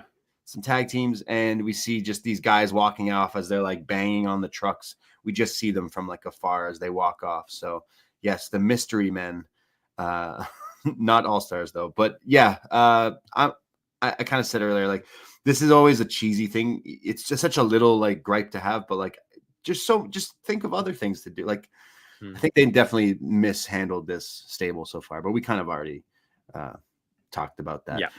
As someone in the chat, Baxter saying, yeah, the follow-up to this faction has been not good in the first 2 weeks. Been awful. Yeah. Great. Yeah. We see the mean streets of Cincinnati and a video here from Eddie Thorpe, who's walking around the city because he wasn't booked to wrestle. He says that, oh, Cincinnati, what a great city. But this is a city that my people used to stand proudly on this land. And of course, just like me here in NXT, the high authority pushes us, suppresses us, moves us to the north to be displaced and ignored. And he goes, I beat NXT's golden child, Trick Williams, and I had to do it on my own. I tried going the right way, and it shows the times. Hey, Ava, can we talk? It shows the times of him then being sneaky and lying about attacks. And he goes, well, Trick, you say you want to drag me under. Well, trust me, I've been there. I live there. Live under there. And he says, so name the time and the place. So yes, Trick Williams and Eddie Thorpe are going to visit the NXT Underground. But the question is when, and will it be Roadblock? Yeah, I guess so. Yeah, I mean, they'll have to confirm it next week. But yeah, again, that show is looking pretty loaded. How do you feel about Eddie Thorpe comparing, Native Americans being pushed out of their homes and ostracized by society and all that kind of thing to, not being booked in NXT title matches? Like, I know it's a heel, I know it, but it's always that thing that wrestling tries to do, and it usually feels a little icky. Now, I haven't seen any discourse about this at all, and right, and like it is his heritage, and I imagine he's okay with it. But I can just imagine, like, if this was on the main roster, I could see it having some issues with people, maybe. Yeah, yes and no. Like he's being a heel. Like it's like, you know, when Bret Hart was Canadian, being super Canadian. I get but it's something WWE's always done in the past when they take like minority groups who Muhammad Hassan or something. Muhammad Hassan, exactly, where it's like legend. Everything he's saying is kind of true a lot of the time, but done in a heelish way. I mean, take it to a lesser extent, you know, Daniel Bryan or CJ Parker with the like, hey, can we like look after the planet a bit? Boo, fuck you, you're bad. Okay, you know, wait, like, so he tried to be a babyface first, so I gotta give him the credit where it's like, hey, look, I'm Native, this is my history and all this thing. People didn't care. It's crickets. He's like, I love my history and my background. I'm also a DJ. Crickets. Okay. Fuck you, people. You stole the land, and I'm gonna claim everything that I'm deserved. All right. It's like, okay, well, maybe. Yeah, I don't know. Like, I'm not saying it's wrong. I'm just saying like it's conversations we've seen people have with these kind of gimmicks in the past, and part of me is like, I don't know whether he should just double down on it and like go further with it, or whether this is like the line you should be at. I don't know. I'm not criticizing it. I'm just kind of putting the question out there. It's a great question, and my only like, it's not definitely not an answer, but like, is this not the most interesting he's been? We say that often, but like, 100%. Like something's finally like sort of work. We didn't really like the last match, and not necessarily running to watch this next one, but I'm sure it'll be better than what we've had in the past. So like, he is at least has something. He's not just like, hey, look, I love wolves. And I'm also a DJ. It's like there's layers to it, I guess now. But it's one of those things where I feel like if we, if we were still in that cinematic era, the pandemic era, right, the match would be on a reserve or something. You know, it would That's be it would be something like that rather than in the NXT Underground. It's like, no, I'm gonna take you back to like My America, that kind of. That'd be a crazy NXT Underground match. Like Trick might not make it out back if we go to like get arrows and spears and stuff. No, you know what? Like I don't know. Like I'm a white guy, so I can't answer if it's like, is that wrong of him? But like, I think he's doing it in an okay way. Like it's still wrestling where it's like, of course they're using something like that. Like it is old school wrestling tactic. It is like, you know, like anyone, like the Iron Sheik, or like anyone using like a heritage or something, or back in the day, most people would be like, at least he actually is native here. Like, well, I mean, I think what I like, I think he's done it very well where he isn't Tatanka. You know, it's not like a stereotype. It does feel like a modern, like actual, not a stereotypical cartoon version of this. Like I do appreciate that and like that. And you know what? I think like the representation, like I'm sure, again, we're two white guys, but someone out there, if you are of like native heritage, like, hey, there's not a lot of native wrestlers that come through here. So I do think it's still cool that we get to see representation of all, you know, of all sorts. So I think this is the most interesting he's been, and he is improving, but we'll see. Like I didn't mind this either. So maybe it actually is. They're really trying with Eddie Thorpe and Ridge Holland. And I'd prefer Eddie over Ridge, I think. But okay, yeah. We see Sarah with Ava on the perch here. This is when she does confirm that Moose versus Oba for the NXT title, not for the X Division title, plus Fraxium versus the Hardy Boyz. Sorry, the Hardys for the TNA championships. And then Stephanie Julia, she says, will compete title v title, and one woman will be walking out double champ at Roadblock. So yeah, a stacked 3-match Roadblock so far in 2 weeks. But then next week we get the announcement: Jada versus Kalani, Tony versus Spears for the title, and Sol and Zarya versus Chelsea and Piper Niven. Yeah, sounds good. And then we go to our main event here. We have the team of the baddies here of Ethan Page and Wesley, who comes down with who is his crew again? Tyson and Tyreek. Tyson and Tyreek, not Tyrone. Yes, I'm pretty sure Corey called him Tyrone, as Vic was like, yeah, it's Tyreek. It's okay. He's still new here to NXT. Remember Booker T? He just didn't say names because he didn't know who anyone was. So, yeah, this kid. Yeah, he has gone away from that. He does know who people are now. He does, because he books them for Reality of Wrestling. Yeah. So we have Wesley and Ethan Page taking on Javon Evans and making his in-ring debut here in WWE NXT, Ricky Saints. And welcome to the Revolution as we hear the music. It sounds like it's Def Rebel, but it has like the similar like sounds like the trumpets or horns when he does his pose. So it kind of matches like it was planned out. It's going for the bam bam like thing he had in his AEW theme. So yeah, it's very similar. Again, like the horns there. So I didn't hate it, but it still did give me like Def Rebel vibes, but better than some of the other ones. It's a worse version that sounds like the old one, like which is all these Def Rebel remakes are like, yeah, it's just not quite as good. So we get a great video of like Javon Evans reminding you to pre-order 2K25 because he will be in the game. So that's pretty cool. This young kid like already showing up in a 2K game, which the game does look pretty nuts. It looks awesome. So this tag team match, Ricky Saints and Javon Evans versus Wesley, Ethan Page. There is Javon with Wes early on. He goes for the cutter really early, but it's blocked from Wes. He starts to beat him up. But then Javon comes back with his bouncy springboard Rana. And then he throws Wes. He counters Wes and throws him over the ropes on top of Ethan Page. And then they kind of go to commercial break here. But during picture-in-picture, I don't know if it was picture-in-picture, but Booker T mentions that he was in the first Elimination Chamber and that he was also remembers being eliminated very quickly. Yes. Which we have reviewed that show in the last like year or two. And like he's eliminated pretty quickly. So this match kind of slows down a bit here. I'm not sure if this was because of picture-in-picture, but there's like kind of some long rest holds. And then when we kind of get back to some sort of action, it's Ethan Page with this big sidewalk slam to Evans onto the turnbuckle. There's a senton from Wes, and then there's Corey Graves brings up what I brought up that they were definitely trying to mimic was this Grammy interviewer who like totally blew someone off to go talk to someone, babyface. So Corey does bring that up here. Eventually, it's just Javon getting beat down, but finally, the hot tag, the Saints come marching in as he's firing off. Ricky hits this tornado DDT. Looks awesome. He's super hyped up. The crowd is waking up.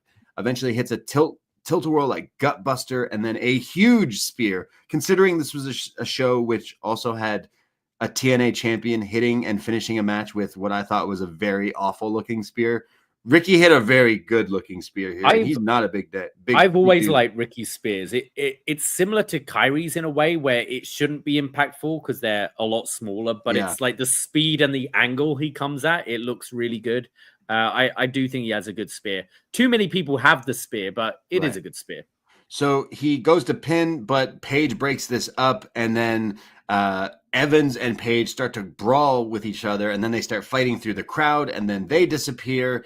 And then it's Wes left alone with Ricky Saints, and Wes goes for he goes for one of these moves, and it's countered into like almost like the power bomb toss Oba does, kind of like a Blue Thunder Bomb type of move throw from Wes, but somehow from Ricky, but Wes gets out of the kick out and goes for the cardiac kick, and then it's kind of countered. They did mess this up, but it still eventually leads to Wes getting picked up by Ricky and the Rochambeau, like the running dominator from Ricky Starks as he pins Wesley here and makes his debut on NXT with a win here, ending the show. Ricky and Javon win the match, and Ricky Saints is NXT. Apparently there was I didn't catch this, but Stephen in the chat's telling us the Tony fumbled chant that the crowd said. How crazy is that in 2025 that crowds are cheering and like for WWE? There were so many years where people would do the opposite, right? It's pretty nuts. Yeah, I thought this was a great showcase for Ricky Starks. Just shows off he's got so much charisma. He's good in ring as well. Like I think we've said this before, this division really needs him. It already makes the men's divisions feel so much more interesting. Yeah. And I'm like, not that I've heard it so much this week, but you know, the comparisons to The Rock or whatever, and LA Knight gets it all the time. I'm like, in my mind, yeah, more of you should try and be The Rock, like, because The Rock is one of the greatest of all time, and you should all be trying to have that sort of charisma and that swagger. And but he is unique in his own way as well. I just think the charisma just jumps off the screen, and he just feels like a star. And it maybe makes up for things like not being the biggest guy or whatever. His wrestling's good. He can talk. This crowd was so hot for him. And I think it just freshens up this whole men's division. Yeah, like we needed this. We need like Ricky. We did the same thing like last year with Ethan Page being brought in, like at the in the summer when he was brought in. It's like, okay, right away we have this like new heel. They push him with being champion, and it was fine. But I think it ran its course. The Ethan Page championship era wasn't as good as the Ethan Page maybe we got right now, but Ricky is someone that's like, okay, we know he wanted to leave AEW to come to WWE. I think everyone knew that, including Tony Khan, and it's probably why he didn't book him on TV, because he's like, why polish you up so you could go be on their show? I assume that's the reason, right? But already like a great shot between Oba Femi, Trick Williams, like it's run its course, and I imagine Stand and Deliver will be, if not like one of, or is his last like NXT hurrah, whether he's facing Oba or for the title or not. But we got Ricky going into like NXT now, Oba Femi, Javon Evans. Like the men's division is still, we have some, Ricky definitely helps this, like right away. It's like, okay, at least we have Ricky now. It's something good. And I'm sure we'll bring some, maybe Ray Phoenix, who knows? Maybe, who else can we grab from somewhere else? But you know what? So far, like NXT, this was a good episode. I really liked it, and it's setting up for what sounds like an awesome TV special in 2 weeks with Roadblock. So really happy with this one. I got a little bit of everything. Like, okay, hey, Moose from TNA. I haven't watched him in a long time. Thought it was a fun match with Lexis. Thought the Hardy Boys and No Quarter Catch Crew had a really fun match. The main event maybe didn't live up to maybe where I thought it was going to be, but it was still just a first like introduction to Ricky. But overall, I really enjoyed this episode. Yeah, I think there's 2 weeks in a row now where it just felt hot. Like I think these crowds have been, I think crowds help a show so much. Like if they sound like they're loving it, it feels a hotter show. It feels something important that you should be watching. Down to the setting, the venue was great. Yeah, some good matches. It feels fresh having people like Moose or the Hardys on there. Women's division still just firing on all cylinders. And you're building to a absolutely loaded episode of TV in a couple of weeks with Roadblock. So yeah, I'm really enjoying this Stand and Deliver season, if you will. Yeah, absolutely. Like if you had to like, okay, Roadblock, we know we're getting those things. We kind of fantasy booked that maybe Fraxium and the Hardys have a bit of a tag series, whether some titles flip flop or whatever, but ultimately should culminate with them facing each other at Stand and Deliver in the rubber match, whether that be TLC or ladders. Like I think that's a shoe-in. Whether it's Oba Femi versus Trick, not sure where Ricky Starks comes into play here. You could have Ricky. I think Javon Ethan Page should be added to Stand and Deliver, and I know that's a ways away now, but like that's a big feud that the big rematch should be maybe added to that with a stipulation or Roadblock. But like that's already a loaded. We're getting like a lot of matches on that already, but. Yeah, and what you do, Ricky Starks versus Wesley as a singles match or something like that. Yeah. So like, there's a few ways we could go, and I think Jordynne Grace versus Julia, or Roxanne versus Jordynne Grace at Roadblock, or like either way, we're getting that match, and that's going to be great. So yeah, there's a lot of good things coming through here, and a good little mix up of stuff, and it feels like we were kind of complaining about Vengeance Day. And then right away, they like fixed it. They're like, pick up the pieces. Let's go. So I had a fun time, and I got to throw my dukes up with the Hardys. So, yeah. Well, that's what we thought. Let's see what you guys thought. If you give us a follow on Facebook, just search for the Poisonrana page. It will lead you to our private group. We'll let you in. And there we share things like memes, shows we've gone to, and our feedback threads. And we kick things off this week with Magan, who I can see his feedback this week, says NXT continued their hot streak in Cincy. Vaquer Petrovic was solid. Moose King was decent, as Lexis got to be the local hero for one night by digging deeper into his bag. Hardys versus NQCC was good, and it was nice seeing Matt and Jeff look motivated in their visit. It was nice seeing Santino in a WWE setting again. Ricky Saints had a killer debut in the main event. Him and Javon worked pretty well as a unit, and he came off like a big star. This new coat of paint is doing him a world of good, and his new theme is actually pretty dope. He was zoned in, and he could be the catalyst to revive a stagnant men's division. Roadblock is looking loaded with 3 title matches. I don't see Julia Vaquer going to a real finish, which brings me to Jordynne Grace. I would pencil in her v Roxanne Perez at Roadblock to pay her back for doing the job 8 months ago at Battleground. I bet Fraxium Hardys will be a 2-match series. I'm more convinced than ever that Julia Jordynne is the goal for Stand and Deliver. I bet after Roadblock, her and Stephanie will handle business separately. Yes, some good points there, Megan. And maybe he says 2-match series. Then who would you put in the Stand and Deliver if it's not the Hardys?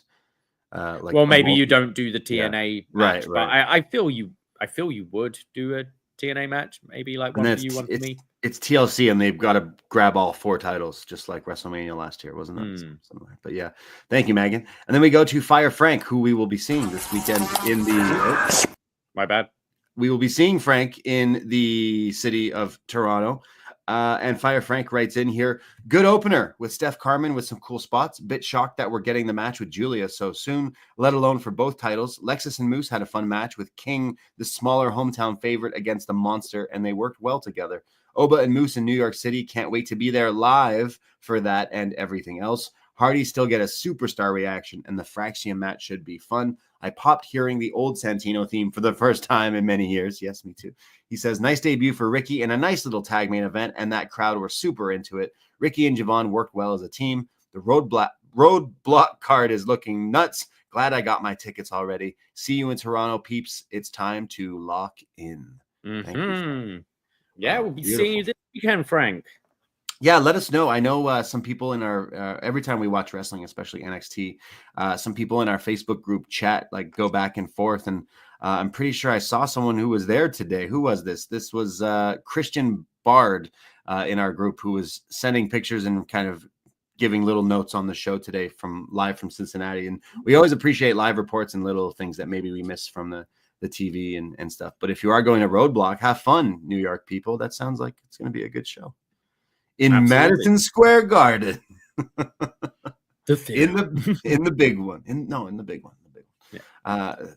Cool. Yeah. Well, that brings us to an end here. However, keep on watching because we're now going to throw to our interview. More of a chat we had last night with Chris Van Vliet.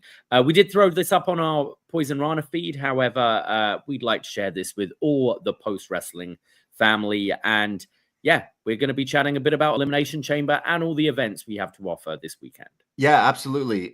Thank you, everyone, for listening, and enjoy this interview. And again, Poisonrana.ca for the links. Check out our Patreon, WrestleMania 18 review up, and Godfather Part 2, and all those fun things. And we can't do without you people, and very excited. But yes, thanks for listening to Up Next. Here's our chat to preview WWE Elimination Chamber Toronto with Chris Van Vliet.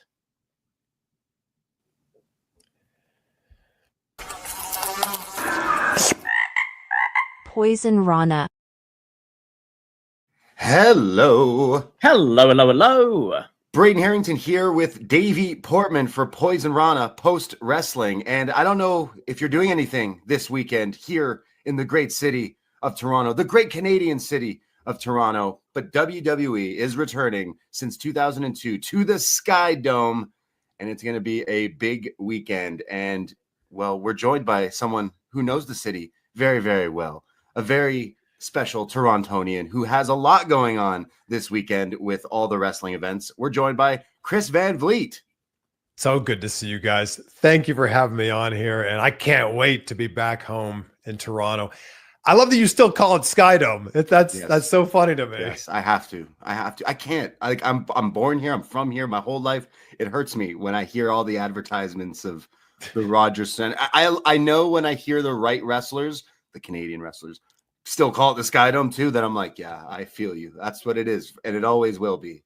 We had a friend visit last summer, and it wasn't till after he left that he realized the Rogers Center was the Sky Dome. And he was so disappointed because he's like, I've been out this building so many times and didn't realize that's where Rock Hogan happened. Right. I was there too. Like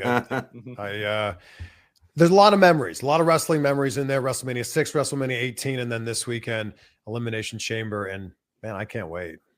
Absolutely. Like, this is the first time WWE returning back to this like stadium here in the city. And like, of course, they've come to the Air Canada Center. See, I'll call it the old name on that. Look one. at you. Wow, yeah. The ACC. The ACC. Yeah, real ones now. But like, this is their first time returning back to such a way bigger stage here in not just like Toronto, but Canada. This is the big first like stadium show up here in a very, very long time. I was there in July for Money in the Bank, but you're right. Like, this is just taking it up. It's going from an arena to a stadium show.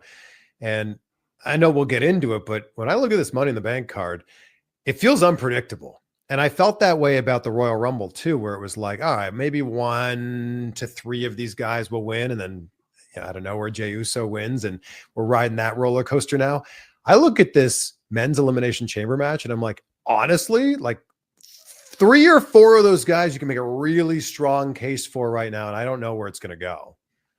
Yeah, and after the Rock's promo last week, I don't know if they know where it's going to go at this point, which does make it exciting. We had the similar kind of feel last year going into WrestleMania with, again, Dwayne showing up and throwing a bit of a spanner in the works. But yeah, definitely getting that sense. But I think that's what makes, for me, the weekly TV building up to it so much more exciting. Like, there's so many different combinations of people together this year that will be great. Like, if we get Cena and Cody, that's awesome.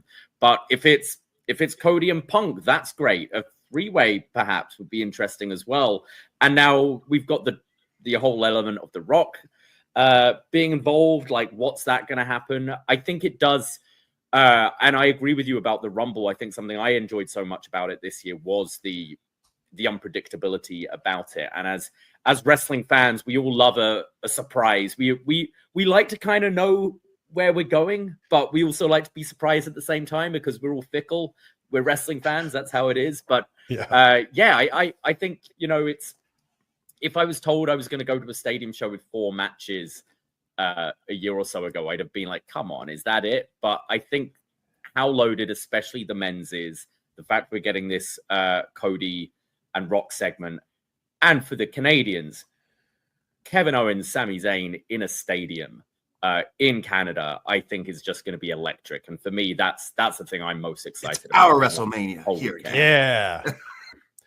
I just like to remind people that this is like judging a movie when you're like 35 minutes into the movie. And there's a lot more story to be told here. So like, maybe the Rock and Cody segment doesn't seem to make sense right now. Give it a week or 2 or 3 or 4 and see where this plays out. Like, if we were to time travel back in our DeLoreans 1 year ago to February of last year, we'd be like, where is this thing going? What's going on here? What are they even doing? And then we ended up getting arguably one of the greatest WrestleMania main events of all time. So give this some time, let it play out. But I love the fact that we're it's like less than 60 days to WrestleMania, and we still don't really know where all the big players fall in here. We're talking Cody, we're talking Punk, we're talking Roman, Rollins. Is Randy Orton going to return? And I think that's exciting that it's not this like, oh, well, here we go again with this person and this person for the 4th time.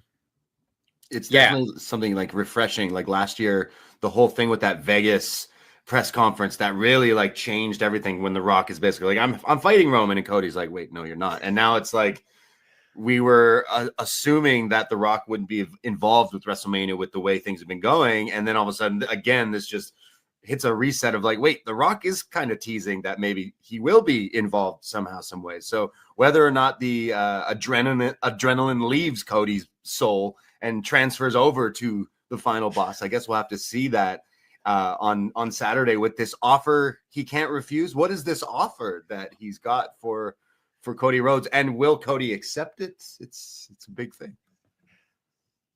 We're going to have a much clearer path, I think, to WrestleMania after this. We're going to have a much clearer picture of what this looks like.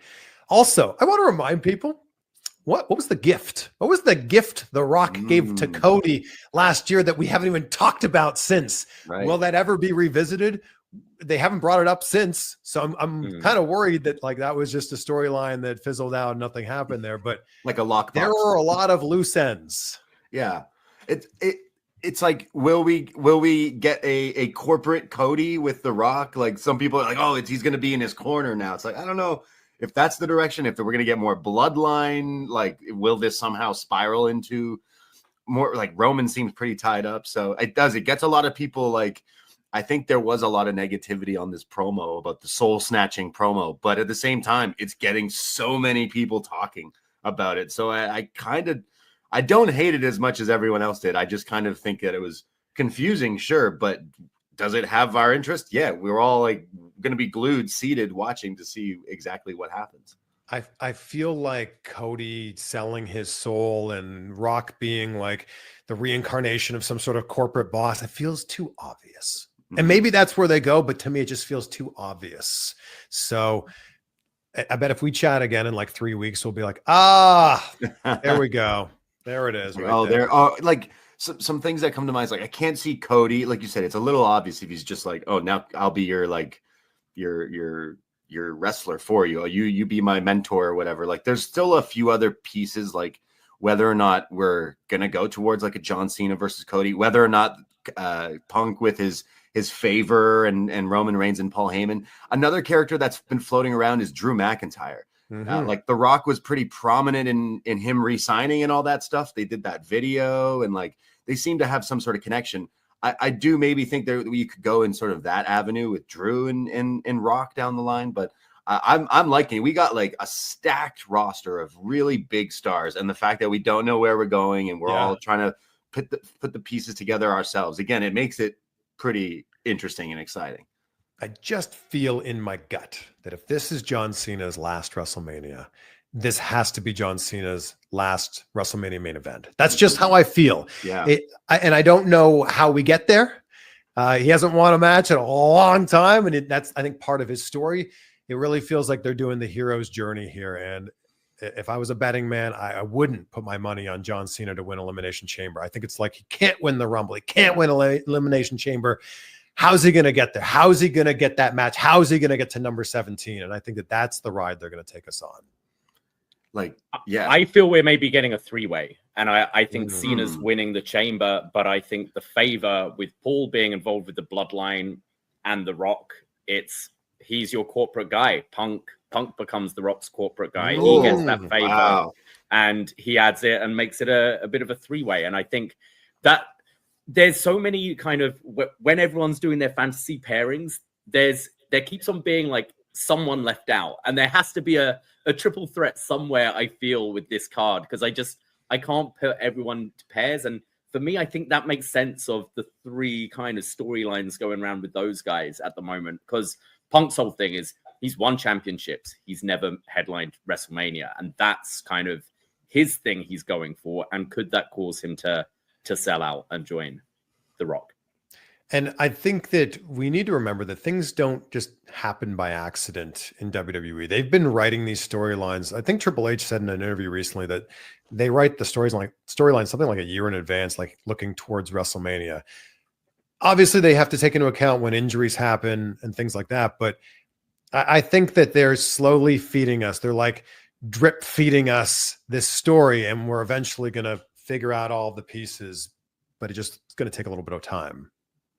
I think that's what makes this weekend so exciting, though. I think so many times in the past when we've had these, fast lane or roadblock or whatever it is, it's been a little bit, well, we know this guy is going to be main eventing WrestleMania. He's not losing the championship at fast lane or whatever. And it's a little predictable. And I think the fact that having Jay win the Rumble, I think was an excellent move, because it does leave the kind of quote unquote bigger stars still questionable, and for that other main event for the Cody belt. So it makes this Elimination Chamber so much more important than I feel this pay-per-view has been in previous years. And it's exciting being here, and it's in our city, and we get to see it. We get to be there.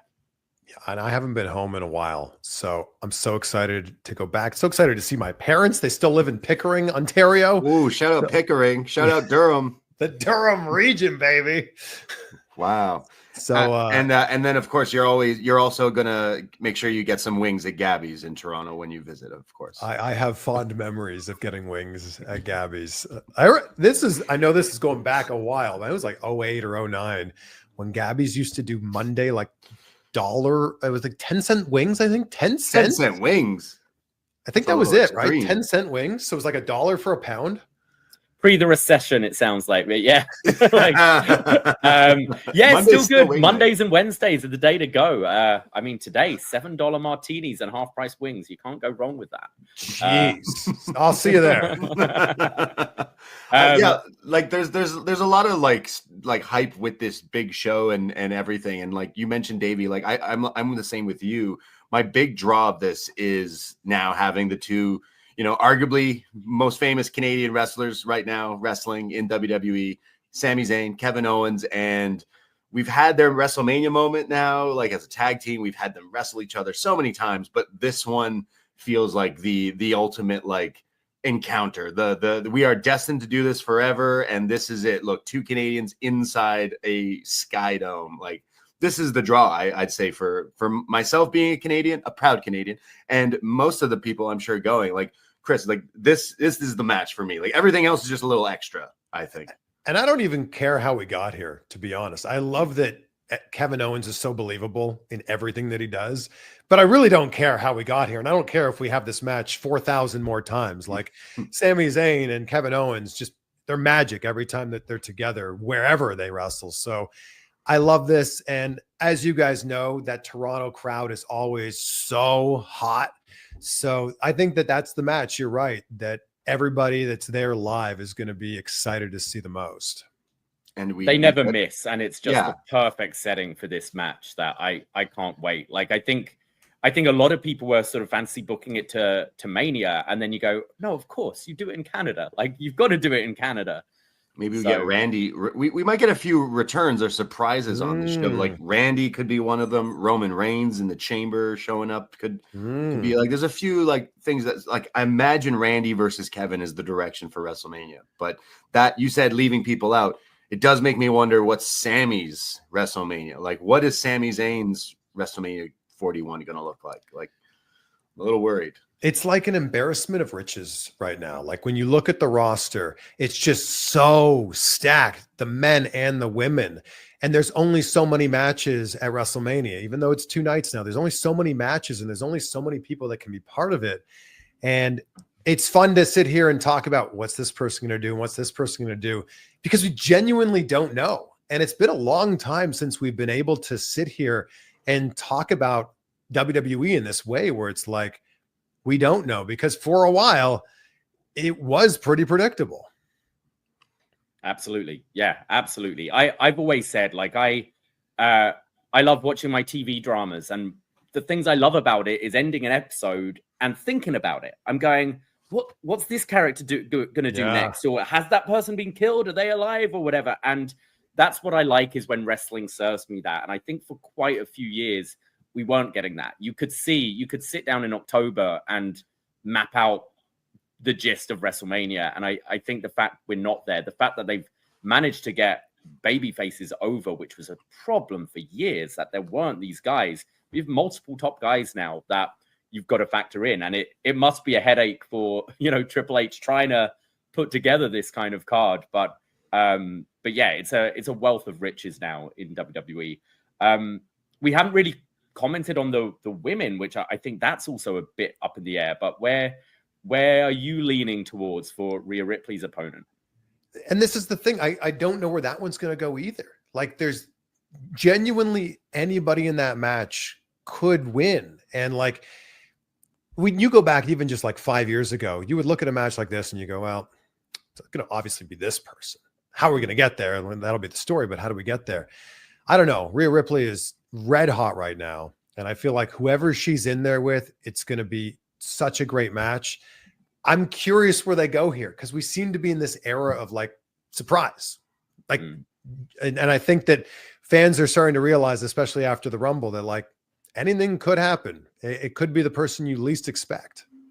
I think the Toronto crowds, like I've been to a bunch of the shows at ACC, Rico, again, like they've been filling it. They've been proper filling these things. But I think having an experience where like I wasn't at WrestleMania 18.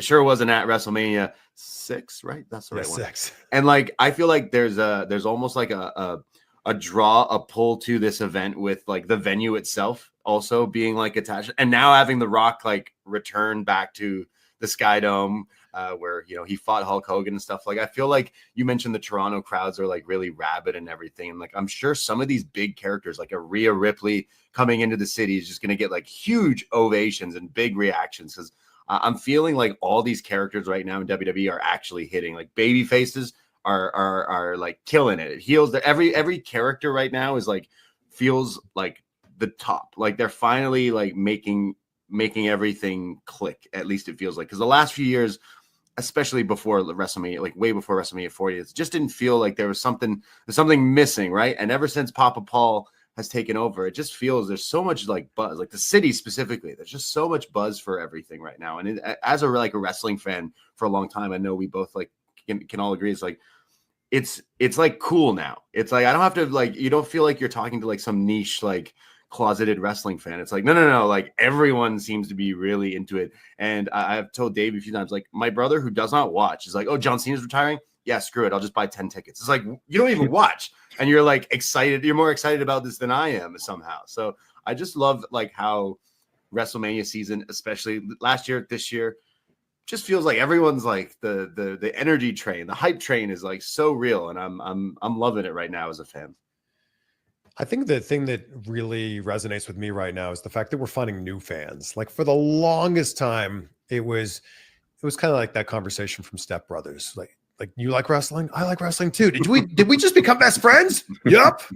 And now you're getting people who are like, hey, what's this thing going on with wrestling? Who's this Rhea Ripley? Who's this Liv Morgan? What's Cody Rhodes? Is his dad that guy? Like you're finding new fans for the first time in, man, probably first time for me since I started watching wrestling hardcore in the Attitude Era.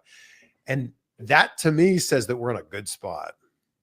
Yeah, that's exactly it. Like I'm seeing so many new people, whether they were before or they knew about wrestling. It just feels like now it's back in that like that mainstream. It feels like it. It feels like it. I'm not jinxing it, but it does feel like it's everywhere. You can't avoid it. So I'm loving where we're at as like fans. We deserve this. We've been following through the trenches, through everything. We deserve good wrestling again. And wrestling's definitely going to be taking over the city the whole weekend. There's so much going on. We were lucky enough. We went to the Northern Crown event just yesterday at Blood Brothers. They put on another fantastic show. But both yourself, Chris, and us, we're hosting a bunch of things for the whole weekend. So we're setting up our own little mania in the city this year with our own little festival feel. And Chris, I believe you're kicking things off this Friday. Yeah, Friday, 5 p.m. at Comedy Bar on the Danforth. There it is, my special guest, Natalya. So it's going to be one Canadian hanging out with another Canadian. She has promised she's going to put me in the sharpshooter. That sounds like a threat. Like, that doesn't sound enjoyable. Maybe I won't show up to this, but I can't wait to have her there. There are still a handful of VIP tickets available for that. The VIP starts at 4 p.m. for this one, cvvtix.com. Then Sunday, after Elimination Chamber, this is hosted by Rogue Presents. I am hosting the Hurt Syndicate. So we've got the current AEW Tag Team Champions. All three members of the Hurt Syndicate will be there. Shelton Benjamin, MVP, and Bobby Lashley. VIP there starts at 3 p.m. Then I'm going to be hanging out. We're going to be doing like a Q&A there. Then we're bringing on the Hurt Syndicate, and I can't wait. This one's at Department downtown on Sunday. And we're going to kind of also be like rehashing like everything we saw the night before at Elimination Chamber and trying to put the pieces together and figure out where we go from here to WrestleMania.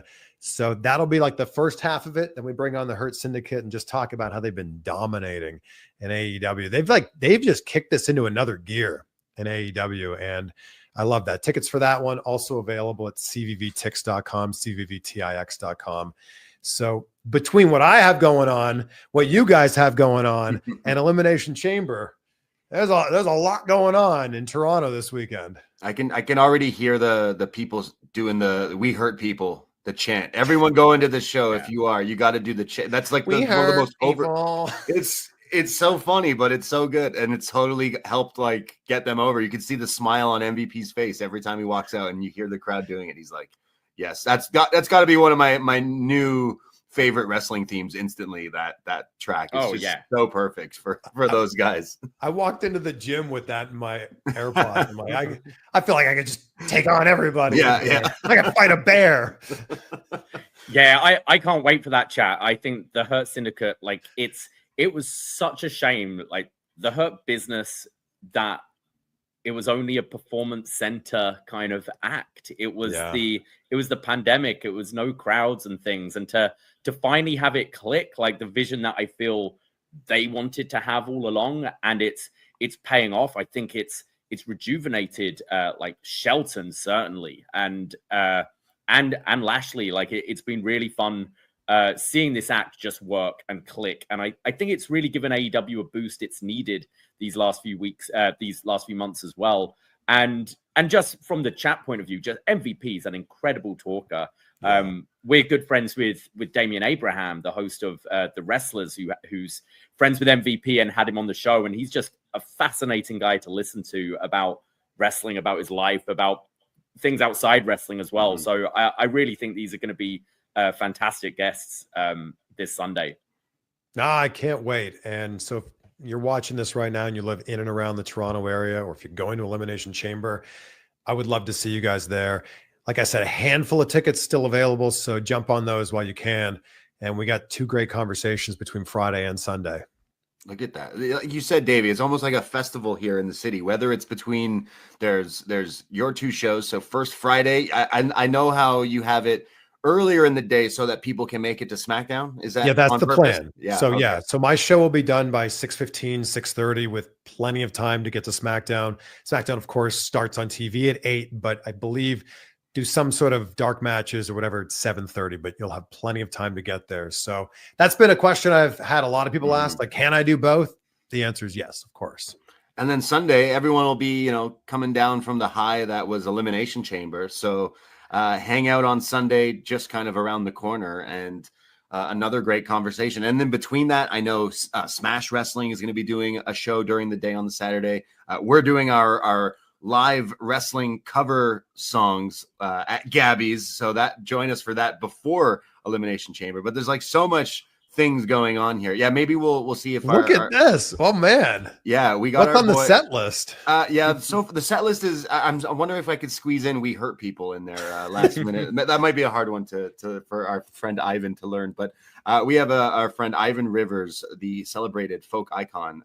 He will be doing wrestling covers live starting 2 p.m. before Elimination Chamber. 5-minute walk from the Sky Dome to Gabby's, and like look at this. There's so many things going on in the city, and then something that like we like really pride ourselves on is like, look at this. Like I've walked into bars with wrestling on, and there was not a soul in there, and now there's 1, 2, 3, 4, 5, 6, like all these events in the city, and I truly love to see it. So if you are in the Toronto area, please come out to any of the things that we got going on. If you're not coming to our shows, go to something else. Like keep the spirit alive, because I'm really like excited to not only see this like community get built up and continue, but like look at us, like multiple shows, wrestling, and then a stadium WWE show. So it is our WrestleMania. They might not ever come here, but damn it. No, it'll come back. You think so? It's been a while, but I think they'll come back. We need a new stadium, maybe. We need like an upgraded. They just upgraded the Sky Dome for Taylor Swift, and maybe it's still not good enough. Just for Taylor Swift, they upgraded it? It felt that way, yeah. It did feel like that, yeah. They were joking, but it did kind of... We think about wrestling fans taking over cities. Man, Swifties taking over a city is terrifying. It's great to see. Like, I love people loving what they love. But yeah, Swifties are... a lot more terrifying than wrestling fans, I think. My favorite thing that I saw was all the Swifties who couldn't get in because the show was sold out, standing in like the parking lots outside just to hear the music. It's like, that is passion. Yeah.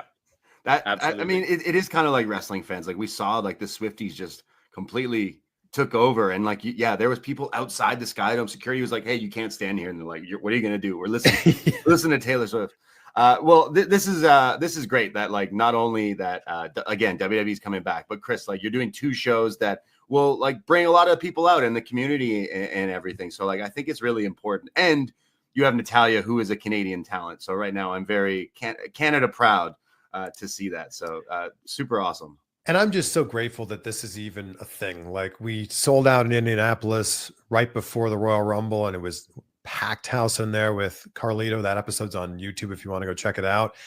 So grateful that I even get to do this and that you guys allow me to do this by coming out to the shows. So thank you to everyone who's ever watched even a second of one of my interviews that has allowed this to happen. Like I still can't believe a kid from Pickering, Ontario gets to do this. So man, my mind's blown.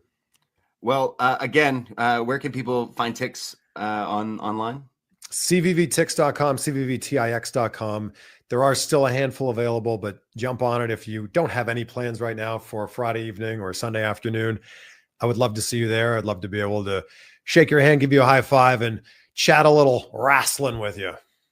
Excellent. And you mentioned you have some coming up like outside the city with what future WWEs to coincide with some events, or? So yeah, and the other one I have announced right now is the Thursday of WrestleMania week in Las Vegas. So the tickets are also available there at the same website, cvvtix.com. But Thursday night, 8 p.m. at Circa Resort and Casino. Would love to see you guys there if you happen to be going to WrestleMania 41. And then we haven't announced it yet, but SummerSlam in New Jersey. My wife's from New Jersey. Feels like it just kind of makes sense to go there and do a show as well. Excellent. Well, follow all the details, and maybe we'll catch you this weekend, Chris, as we all. Oh, I'll be at Gabby's. Yeah, you gotta come. You gotta get those wings. You gotta get those barbecue wings. Oh yeah, of course. Come sing a song, wrestling karaoke, Chris. I know you got one in. Nobody wants to hear that. Will we have adrenaline in our souls? Yeah, exactly. Yeah, I know you want. I know you can sing. I bet you can. Wow. There we go. You'll have the backing of everyone anyway, so it'll sound great.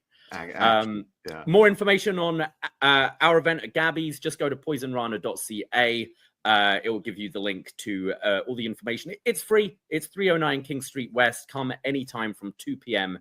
until the start of the show, and we'll see you there. We'll all be hanging out. It's going to be a great time. I'm also accepting very off like wrestling. So far, someone has put in a request to sing With My Baby Tonight at karaoke. Chris, we've done these wrestling karaoke events kind of all over the world now, a few of these. And obviously you get your Cody's and your Edge themes, especially here in Toronto, but people have requested some very strange wrestling themes out there. So how about 3 count? No one's done 3 count. That. We no one's done hands together. Sing along with it's a banger. We'll party on forever. American Male, someone did that was ridiculous. Wow, the Mountie, the Mountie was pretty wild, and Ass Man, yeah. So, we'll see you guys there. Chris, thank you so much for joining us, and hopefully we can have another chat in the near future about some post Elimination Chamber, maybe pre-WrestleMania. Absolutely, great to see happened. You guys. Yeah, we got to figure out what's going on with The Rock and Cody Rhodes. We got to figure this out. We're gonna have a lot more to talk about. I'm pretty sure Cody is still just stood somewhere looking baffled and confused right now. My soul. What do you want my soul for? Brandy's just, are you all right, Cody? Like. Everyone, I hope you have a fun Elimination Chamber, whether you're here in spirit or you are in the city. We will see you soon, and thanks for listening, and thanks for joining us here today, and we'll see you soon. Take care. Goodbye. Be safe. Ahoy! Poisonrana.